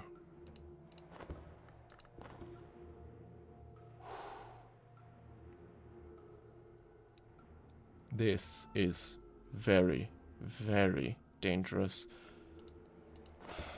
If my calculations are correct, this expedition will roughly conclude in about 30 seconds, which will give us time enough to take one visit to the Ecdysis Club, which also has a good chance to generate contentment. That, combined with the tincture of opium, means that gaining a contentment in the next 60 seconds is almost certain. Almost. There is a very small, but not entirely non-existent chance that this run will end in 60 seconds.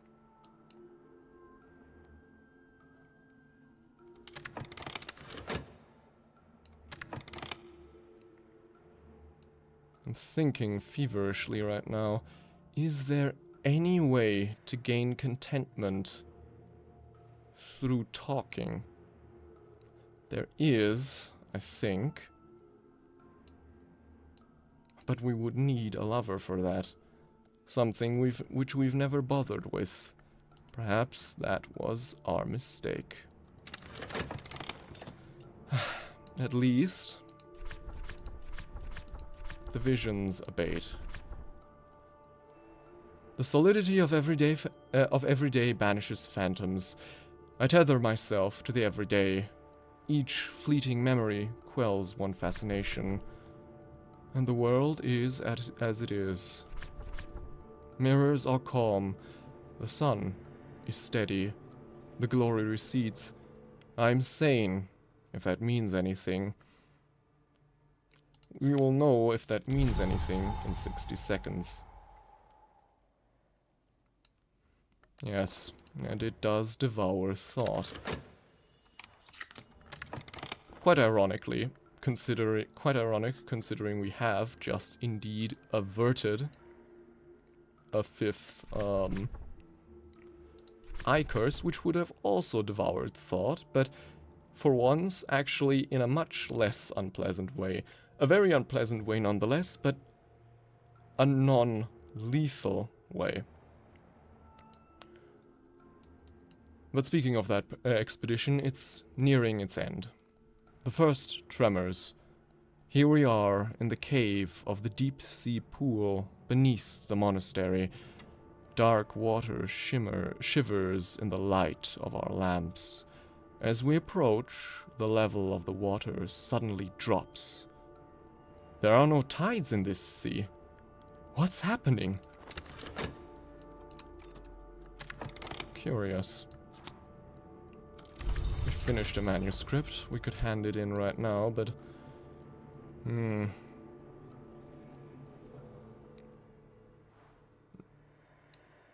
Work. I could paint. I should have done that a while ago. Why did I not paint while I had the chance? Now it's too late, but if we do gain contentment from one of these two sources, this has a chance of generating another one.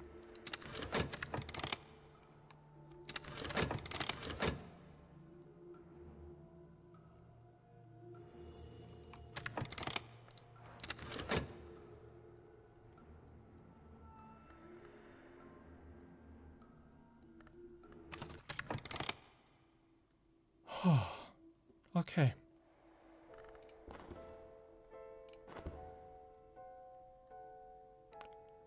Deep breaths. The tincture of opium has done what we hoped it would. We've gained contentment. Not through the most, let's say, healthy of ways, but contentment is contentment. And at a time like this, it is best not to be picky. I hope we won't have to rely on this last piece of countermeasure anytime soon or ever again, but for now, it's saved us from somewhat certain doom.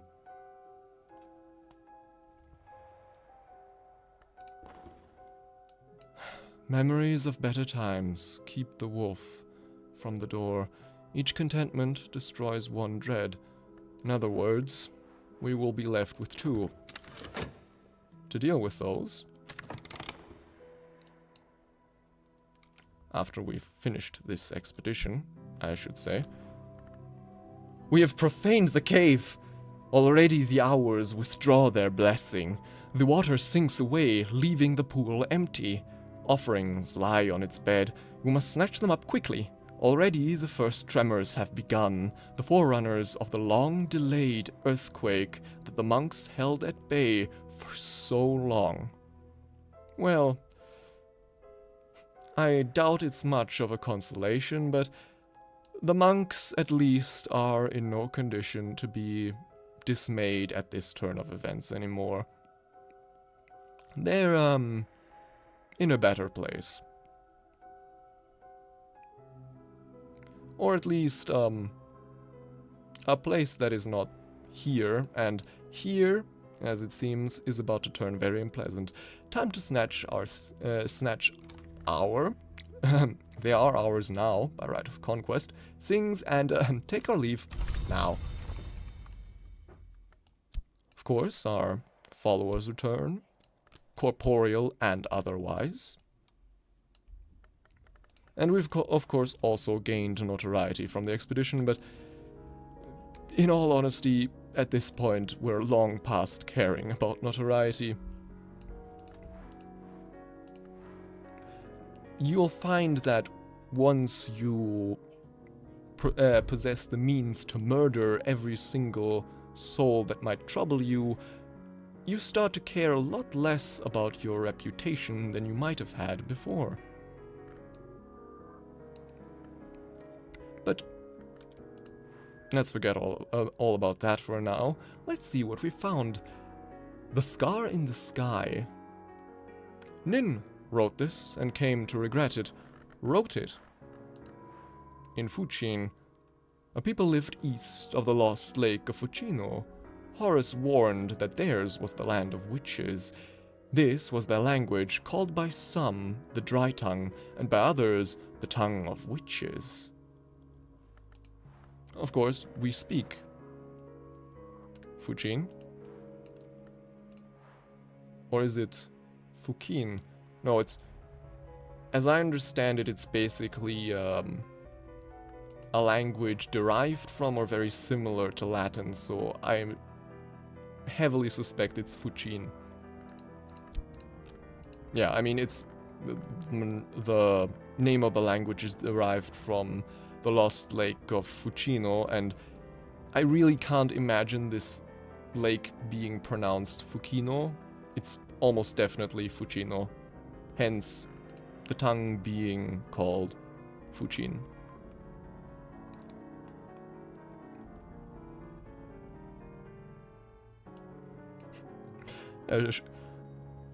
They should have asked. They should have gave us offerings. Yeah, earthquakes are scary and all, but you surely dread something worse. A Londoner and his magical goons. Yeah. King Crucible, Azim the Second Thirsty, and some other dude, a maid in the mirror, and some other dudes, the magical goons of Jacob Blake.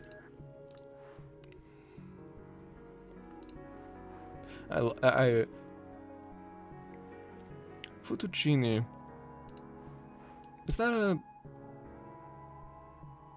Is that related to Fucino, or is that something else that just sounds similar? Because I don't think I'm familiar with it. But in any case, we've also gained a book in Deep Mendyke. Commandments for the preservation of all that exists. Black Ely, Damascene matriarch of the Sisterhood of the Knot, was imprisoned by the Emperor Didius Julianus. She reportedly instructed that these secret doctrines be recorded in writing to preserve against their loss. Regrettably, the story goes, Didius Julianus ordered that the work be entombed with her in an unmarked sepulture. Interesting. So...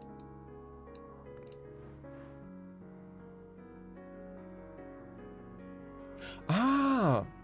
A pasta that is like spaghettis, but ribbons instead of strings. I know that one, I think. Yes, the saga of, secret, foodie histories continues. But yeah, I know those. I just forgotten the name, it seems. The only variation of spaghetti I can remember are capellini. Spaghetti light, you could say. What if spaghetti, but even smaller? But, you know, back to this book. So, she was in prison. The Black Ely, the Damascene matriarch of the Sisterhood of the Knot. So probably means she was the matriarch in Damascus of the Sisterhood of the Knot, which is, you know, the arcane contemplative order that exists through all histories and that we've heard of quite a bit in the various books we have read since our descent into these secret histories. So she was imprisoned by the name I'm judging, a Roman emperor, Didius Julianus, evidently from a history other than our own, since our history never carried a Roman emperor by that name. And she instructed that these secret doctrines be recorded in writing to preserve against their loss. I wonder, did she do that to her captors? Because, regrettably, the story goes, Didius Julianus ordered that the work be entombed with her in an unmarked sepulchre. I don't know what a sepulchre is, but, well, seems he didn't like this book. The Commandments for the Preservation of All That Exists. Quite an ambitious title. I imagine it'll make for a very interesting read. Right, the scar in the sky.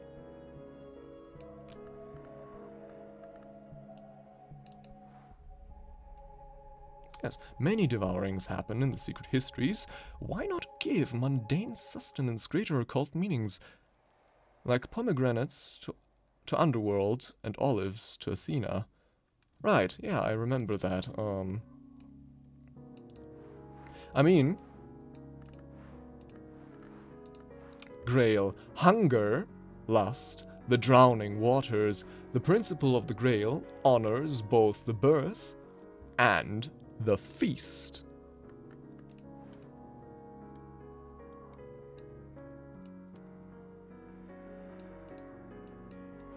Yeah, exactly. Wait, what was I doing? Alright, sorting my books. We also have this one. Oh god, interesting names or words. Inam, Kapigiginulpir,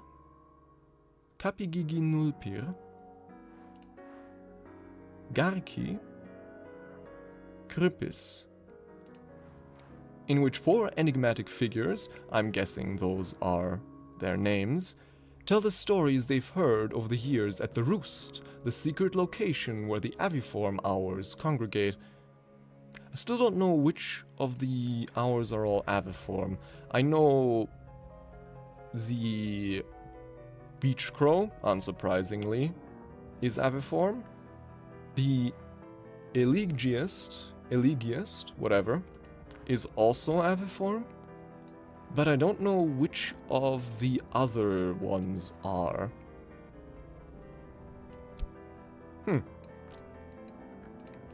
And we found a Watchman's glass. This is the mirror into which one does not look twice. 12 lantern aspect. Perhaps just what we need.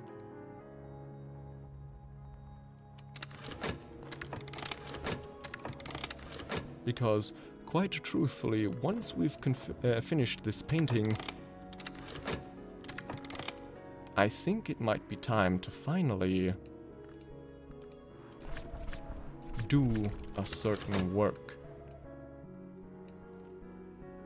Oh, right, I almost forgot about these two. We don't want to lose them. Neither do we the Maiden Mirror. So, I think it's high time we give them something to do. We have all these expeditions neatly before us. Why not embark on one of them? How about Snow's Keeper, a mountain peak temple of ill-omened aspect. Jewel-bright fungus slicks grow in the snow. None has come here in a generation, but still, something moves within.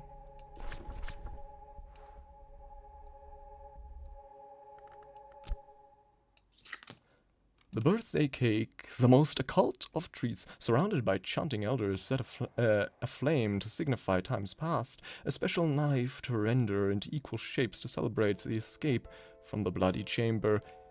Indeed, Moonwing. A birthday cake is basically brimming with Grail aspect. A feast honoring a birth? Are you kidding me? That is Grail in its purest form.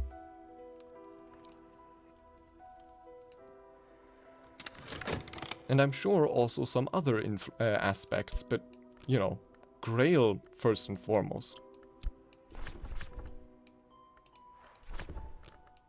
But I digress. Snowskeeper. Something still moves within. Intriguing. Let's find out what that something is. We'll brave the mountain snows to reach the temple. If the dead rise against us, we'll surely suppress them. But there is a malignity here that we must suppress, or it will return home with us. Actually, never mind, I think we'll find a different place to explore. This one has a curse. No thank you. Instead, let's go to the Eye of Ikirmawi. We have read of a sultan who, 800 years ago, could sleep only beneath the stars. He ordered the construction of this observatory so that the stars could be accurately depicted on the ceiling of his bedchamber. Regrettably, the stars they saw were not safe for unprotected human minds. The Sultan's successor ordered the observatory sealed. I'm sure that's nothing to worry about. Time to unseal it.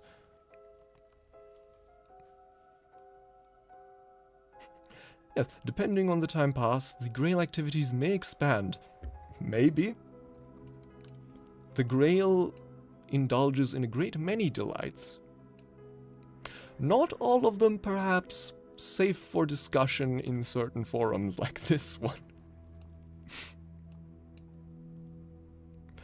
But I digress again. The rending mountains stand between us and the observatory. The door will be sealed and barred against us. The visions we find may tear at our senses. Expeditions need at least 1 funds per obstacle. Yes, we've already read that part. Followers will defeat obstacles, and if we run out of funds or followers, the expedition naturally ends. Wait, the visions we find may tear... I think this location is also cursed. God damn it. My friend teared... Yeah, no, I think this location is also cursed. So, a cave of candles. Every 7th sunset, the cunning man comes from the village below to renew the candles. The floor of the entrance chamber is a slick of stinking wax. He claims the light keeps the creature below cowed, but more likely the sacrifices he brings keep it too sated to emerge. I'm pretty sure this one doesn't have a curse. The ascent to the cave through the high passes will be dangerous. Whatever awaits in the darkness below is probably more dangerous still. Dangerous, but, from the description, quite corporeal, so not a curse. Yeah, I'm sure they are very pure.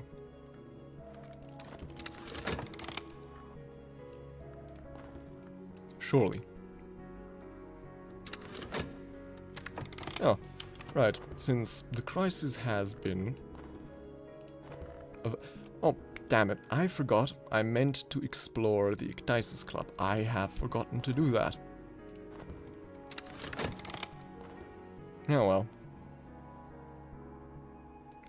Her soul identifies blood, silver, design, and the worms as the central axes of each of the histories, and claims that the so-called second history is the true one.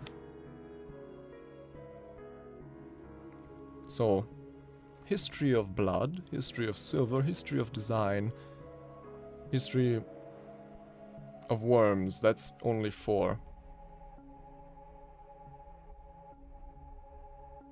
The second history is the true one.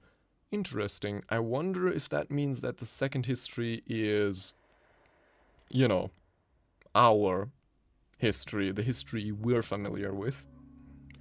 But, you know, the history we're familiar with, but likely not the history our character's familiar with. The history in which you actually reside in the game is kept ambiguous.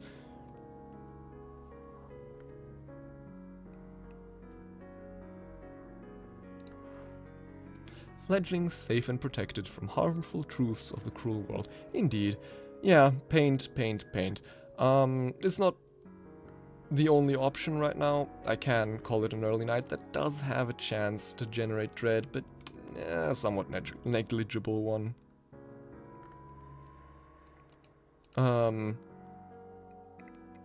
Though painting...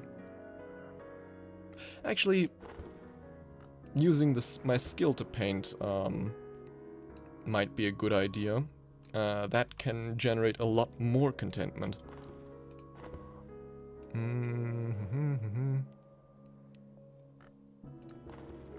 So, we've gained an occult scrap. Another one, we don't need it, we won't use it in all likelihood, but oh well.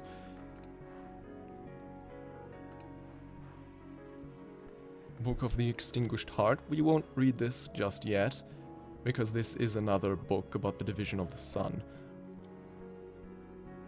So instead, let us translate some of these other texts. Like this one. Inam Kapigi...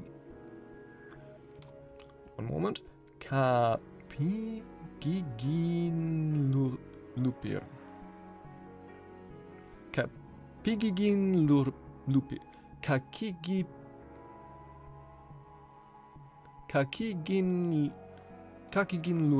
Lupir. Kakigin Lupir. Inam Kakigin Lupir. Garki Krypis. In which 4 enigmatic figures tell the stories they've heard over the years at the Roost, the secret location where the Aviform Hours congregate. This game loves its extremely hard to parse names.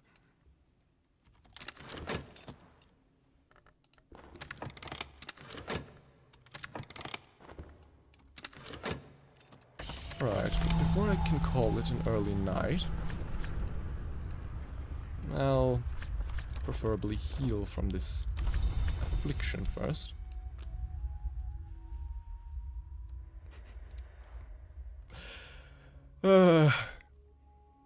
No, see my heart, if you look closely, you'll see my heart beats with the same regularities it has done uninterruptedly ever since its form was shaped by the first light of creation hitting the endless nothing of the void, giving shape to my entire body.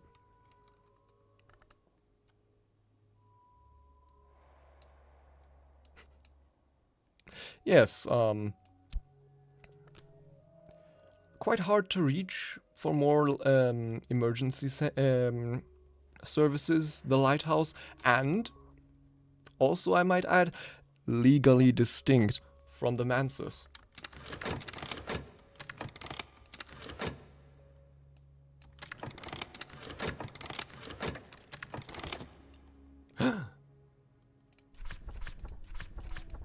Exotic cravings? What hungers drive us? Rivalry? What hungers drives us? Here is another who would ascend before me. Independent occultists will try to monopolize the attention of the hours. They may also conduct other schemes, whether you like it or not. Now let's see what Connie here has under her sleeves. Alright, so now the challenges before us are laid bare. Oh. And those are just 2 this time. The high passes. Bleak and grey-green slopes lift the eye to distant snow-edged, sky-straining peaks. It's it'll be the devil of a job to find anything in there. Forge will sustain us, winter will shield us. We have both in more than ample supply. And a younger sister. The mother of ants was born among serpents. She has so very many younger sisters. It can be defeated in battle, or it will respond to the mother's power. The mother of ants. Of course, not her own mother. The mother of ants is their sibling. Quite confusing naming conventions.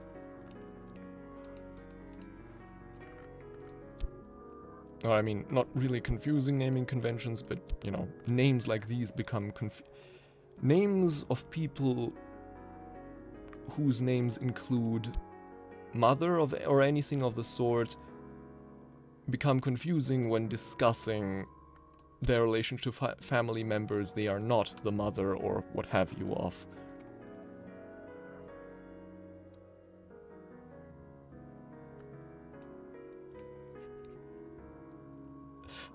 Delivery to my place.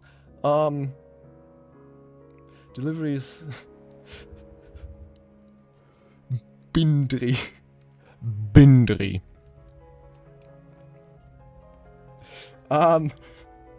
God damn it. I don't know. I guess the challenge lie less in the transit fees and more so in getting anything there at all.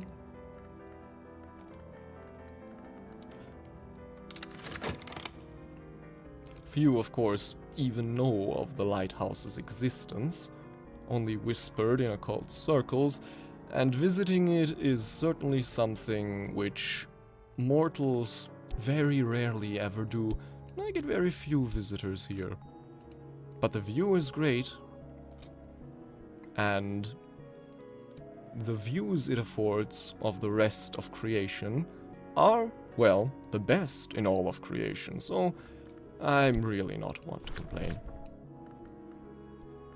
Right, but personal lore dump aside, let's paint with as much passion as we can muster. This will almost certain give us fascination, but fascination is not our problem right now, so here we go. A mood piece. This should have an impact. Yes. What was the motto of the British delivery service again? Hold on. This is one thing I do actually want to look up. British Postal Service motto.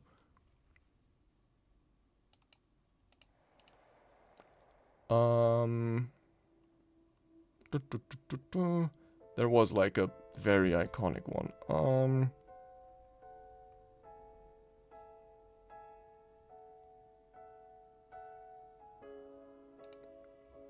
I know it was the United States, my mistake, the United States Postal Service. One second.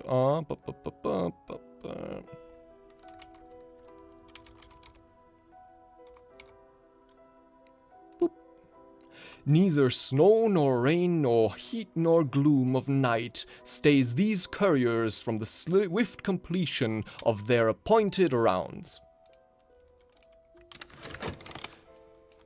And neither demi-real arcane fundamental structures of the universe being completely inaccessible through conventional means will also not stay them. Probably, who knows? Maybe we'll find out.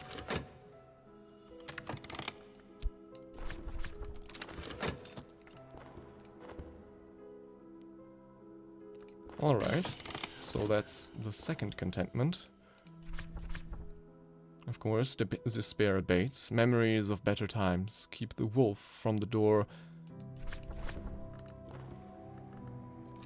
If we're lucky, we're about to be rid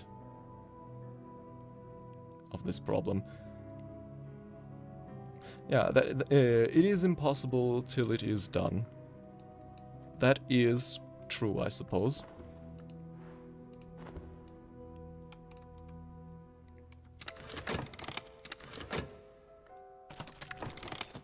Rivalry. Here is another who would ascend before me. We've already read this. A cautious scheme traces left by a rival's decision to move cautiously. A rival is at their business in the shadows. They're still in hiding. What exactly are they up to? Almost always, this will end inconclusively, but occasionally a rival will manage to increase their power in secret. Consider tempting them out from hiding by leaving an expedition open. I mean, we've plenty of expeditions open. But, seems none of them currently interest, Connie here.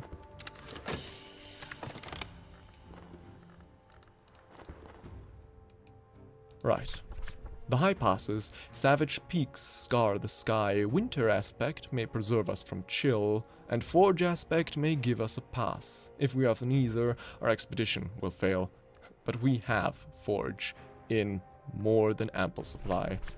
And so we call upon the Madrugad, who cannot be unbalanced. The hour called, the Madrugad is at home in the cold. She will almost certainly keep us from falling.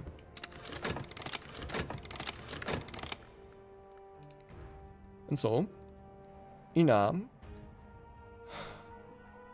Kapigigin Lupir, yes! Garki Cypris is translated.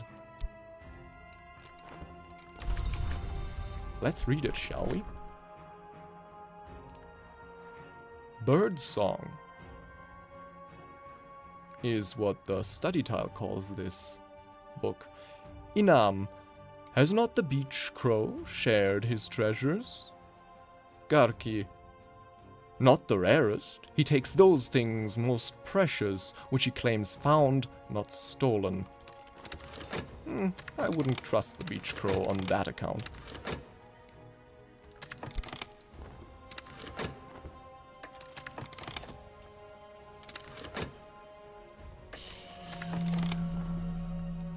Right, we were ill, but now we're not.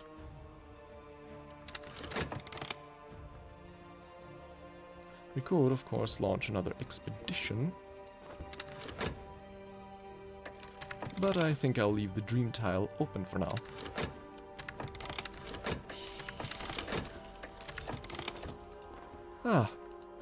And I was indeed successful by creating exceptional work, which, admittedly, it seems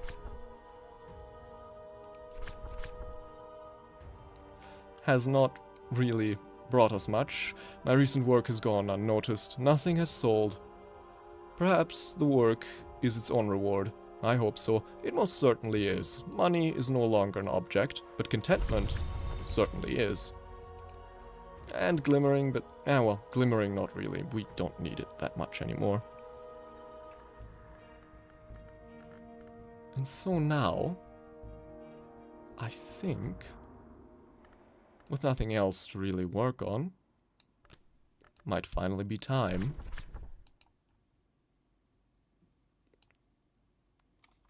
to commit ourselves to a great work. The final fulfillment of a desire is often a conclusion. It is not enough to hope. I stand or fail on my deeds. Desires are often the means to winning a game.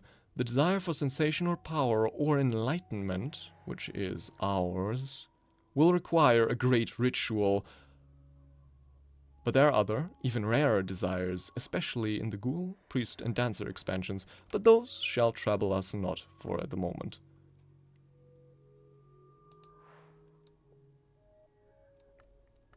So,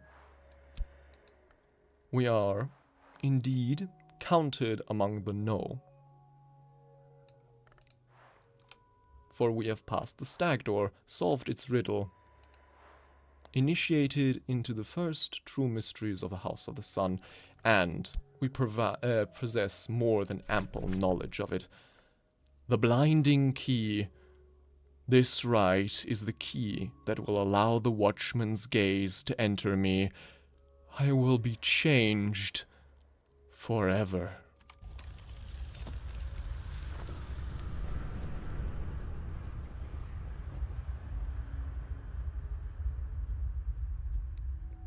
And so, there is no more turning back from this path.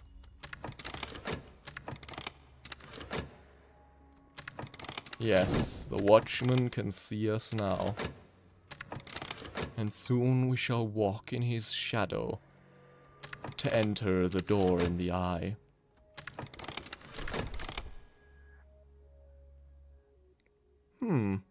My rival has been up to some kind of mischief. The Suppression Bureau may take notice.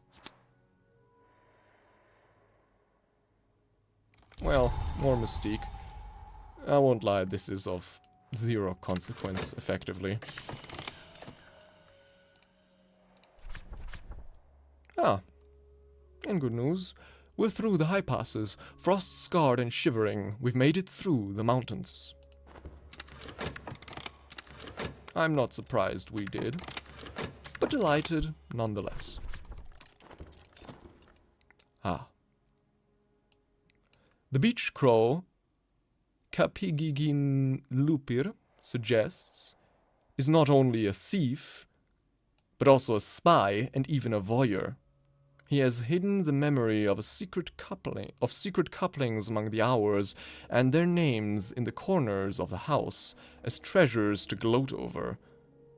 There is particularly fevered speculation of a liaison between the Ring-Yu, that fervent hour of the wood, and the mare in the tree, who sometimes has been the witch's sister.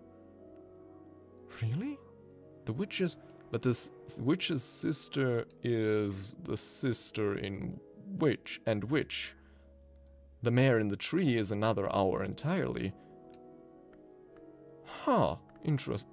I am kind of confused. But then again, that's, yeah, exactly. Using King Crucible as like, I mean, he walks ahead and the smoke just kind of melts, Interesting, so sometimes, which I'm guessing means in some histories, though to my knowledge the hours are not subject to histories, the mare in the tree and the sister and witch might be one and the same, or the mare in the tree might be an additional sister of the sister and witch and sister, confusing names, or maybe this refers to another witch, but I think that's very unlikely.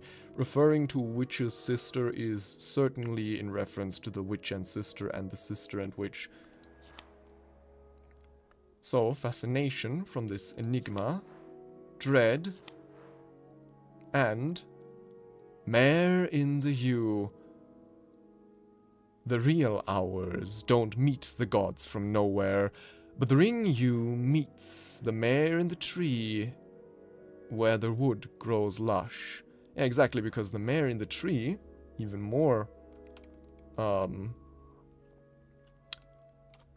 scandalously, is a god from nowhere. So they meets the mare in the tree where the wood grows lush. Their couplings are forbidden. And forbidden things have power, and this is the story of their couplings. Whoop.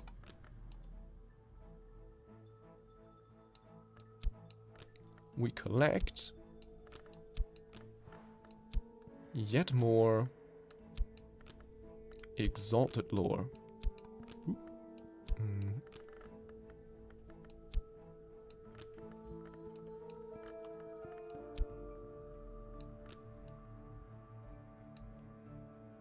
Oh yeah, you did also say it. The mare in the tree is indeed an hour from nowhere. And I've also gained dread and fascination. I'll learn from my mistake and get rid of both of these right away. Composure. The doors of vision swing wide. A little darkness will mellow my light. Even dread has its uses. And inversely, fascination too, to get rid of the dread. Dread to get rid of the fascination. Balance.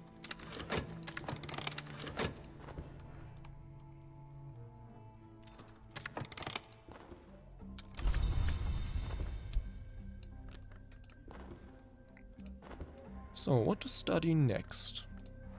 There's this, the Book of the Extinguished Heart, which I'm pretty sure will give us something quite similar. Lazali indicates that the sun will be divided in the Maliari by the Forge of Days, armed with the love in her heart. And so it did indeed happen.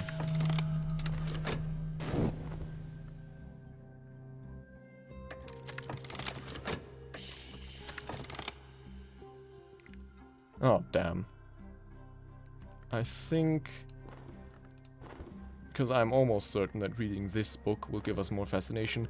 This Trembling Air expires at the same time as this book will be finished reading. If we're lucky, that means it'll expire just in time. If we're very unlucky, it'll mean that it'll grab the visions just before it abates. Hard to tell. Ah, the rite is complete. The marks of the Watchman are upon me. The first mark is what I have said, and the second mark is what I have done. If I inspect my body, I'll find the third. My hungers have been refined now. Ascension, enlightenment. The Watchman, who is the door in the eye, has touched me. Every day now my curiosity grows stronger, an urgent physical need, like a gnawing hunger. I know this to be the third mark. We are on the final stretch now.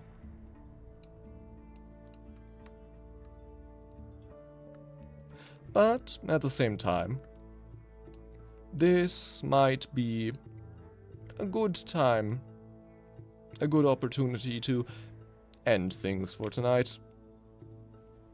We have been going for a little while, and, well, if this isn't a good bookmark opportunity, I don't know what is. So, seven marks in total to finally enter the glory. So that means 4 more marks, or actually, well, technically, if you ask how many marks are needed, it would be 6. 6 are needed for Ascension, because Ascension itself is the 7th mark. So 3 more marks, and Ascension awaits.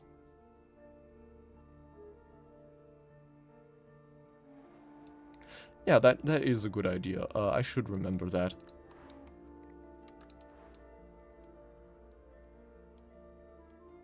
I mean, King Crucible text is just all caps screaming. Yeah. Well, this expedition will have to wait until next time, as will the Book of the Extinguished Heart. There is not much else left for us to do, but finally complete.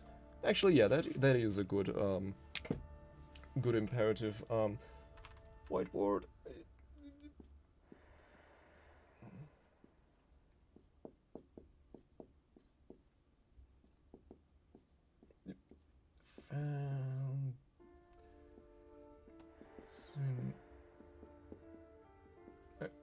There we go. Actually, I can remove some of these notes because I have indeed followed through on them. Like this recommendation of the game Card Thief. I've actually I don't remember quite who recommended it to me. I think it was last stream, the game Underhand, which I have seen on the Play Store. It looks really interesting, but it's not available for my version of Android, only for older versions, so maybe I'll find like an, I don't know, APK or something of it. Who knows? But in any case, I think it's time to save and exit to the title screen, and time to say our goodbyes. It's been, once again, my deepest pleasure to be your host this evening, this night, and I hope you were able to take some enjoyment from this. I mean, yeah, it looks quite nice. It has been described. I looked at the what's it called, reviews, and Control F for Cultist Simulator, and there were several that called it like a budget Cultist Simulator, or like similar to Cultist Simulator, but in any case, well, I'm delighted that you've been enjoying this as well. So, as always, I'll catch you next time. Maybe next time will be some art, though I suspect it'll probably be more Cultist Simulator. Probably the last time, at least, for Jacob Blake, our aspirant. For who knows what we will become afterwards. Maybe in the future, near future hopefully, there'll also be some art / world building streams. I dearly hope so, but I have to get a bit more, what's the word, back into shape, so to speak, for digital art, because I have not practiced digital art for quite some time, I've had to realize, so I'm quite rusty at the moment.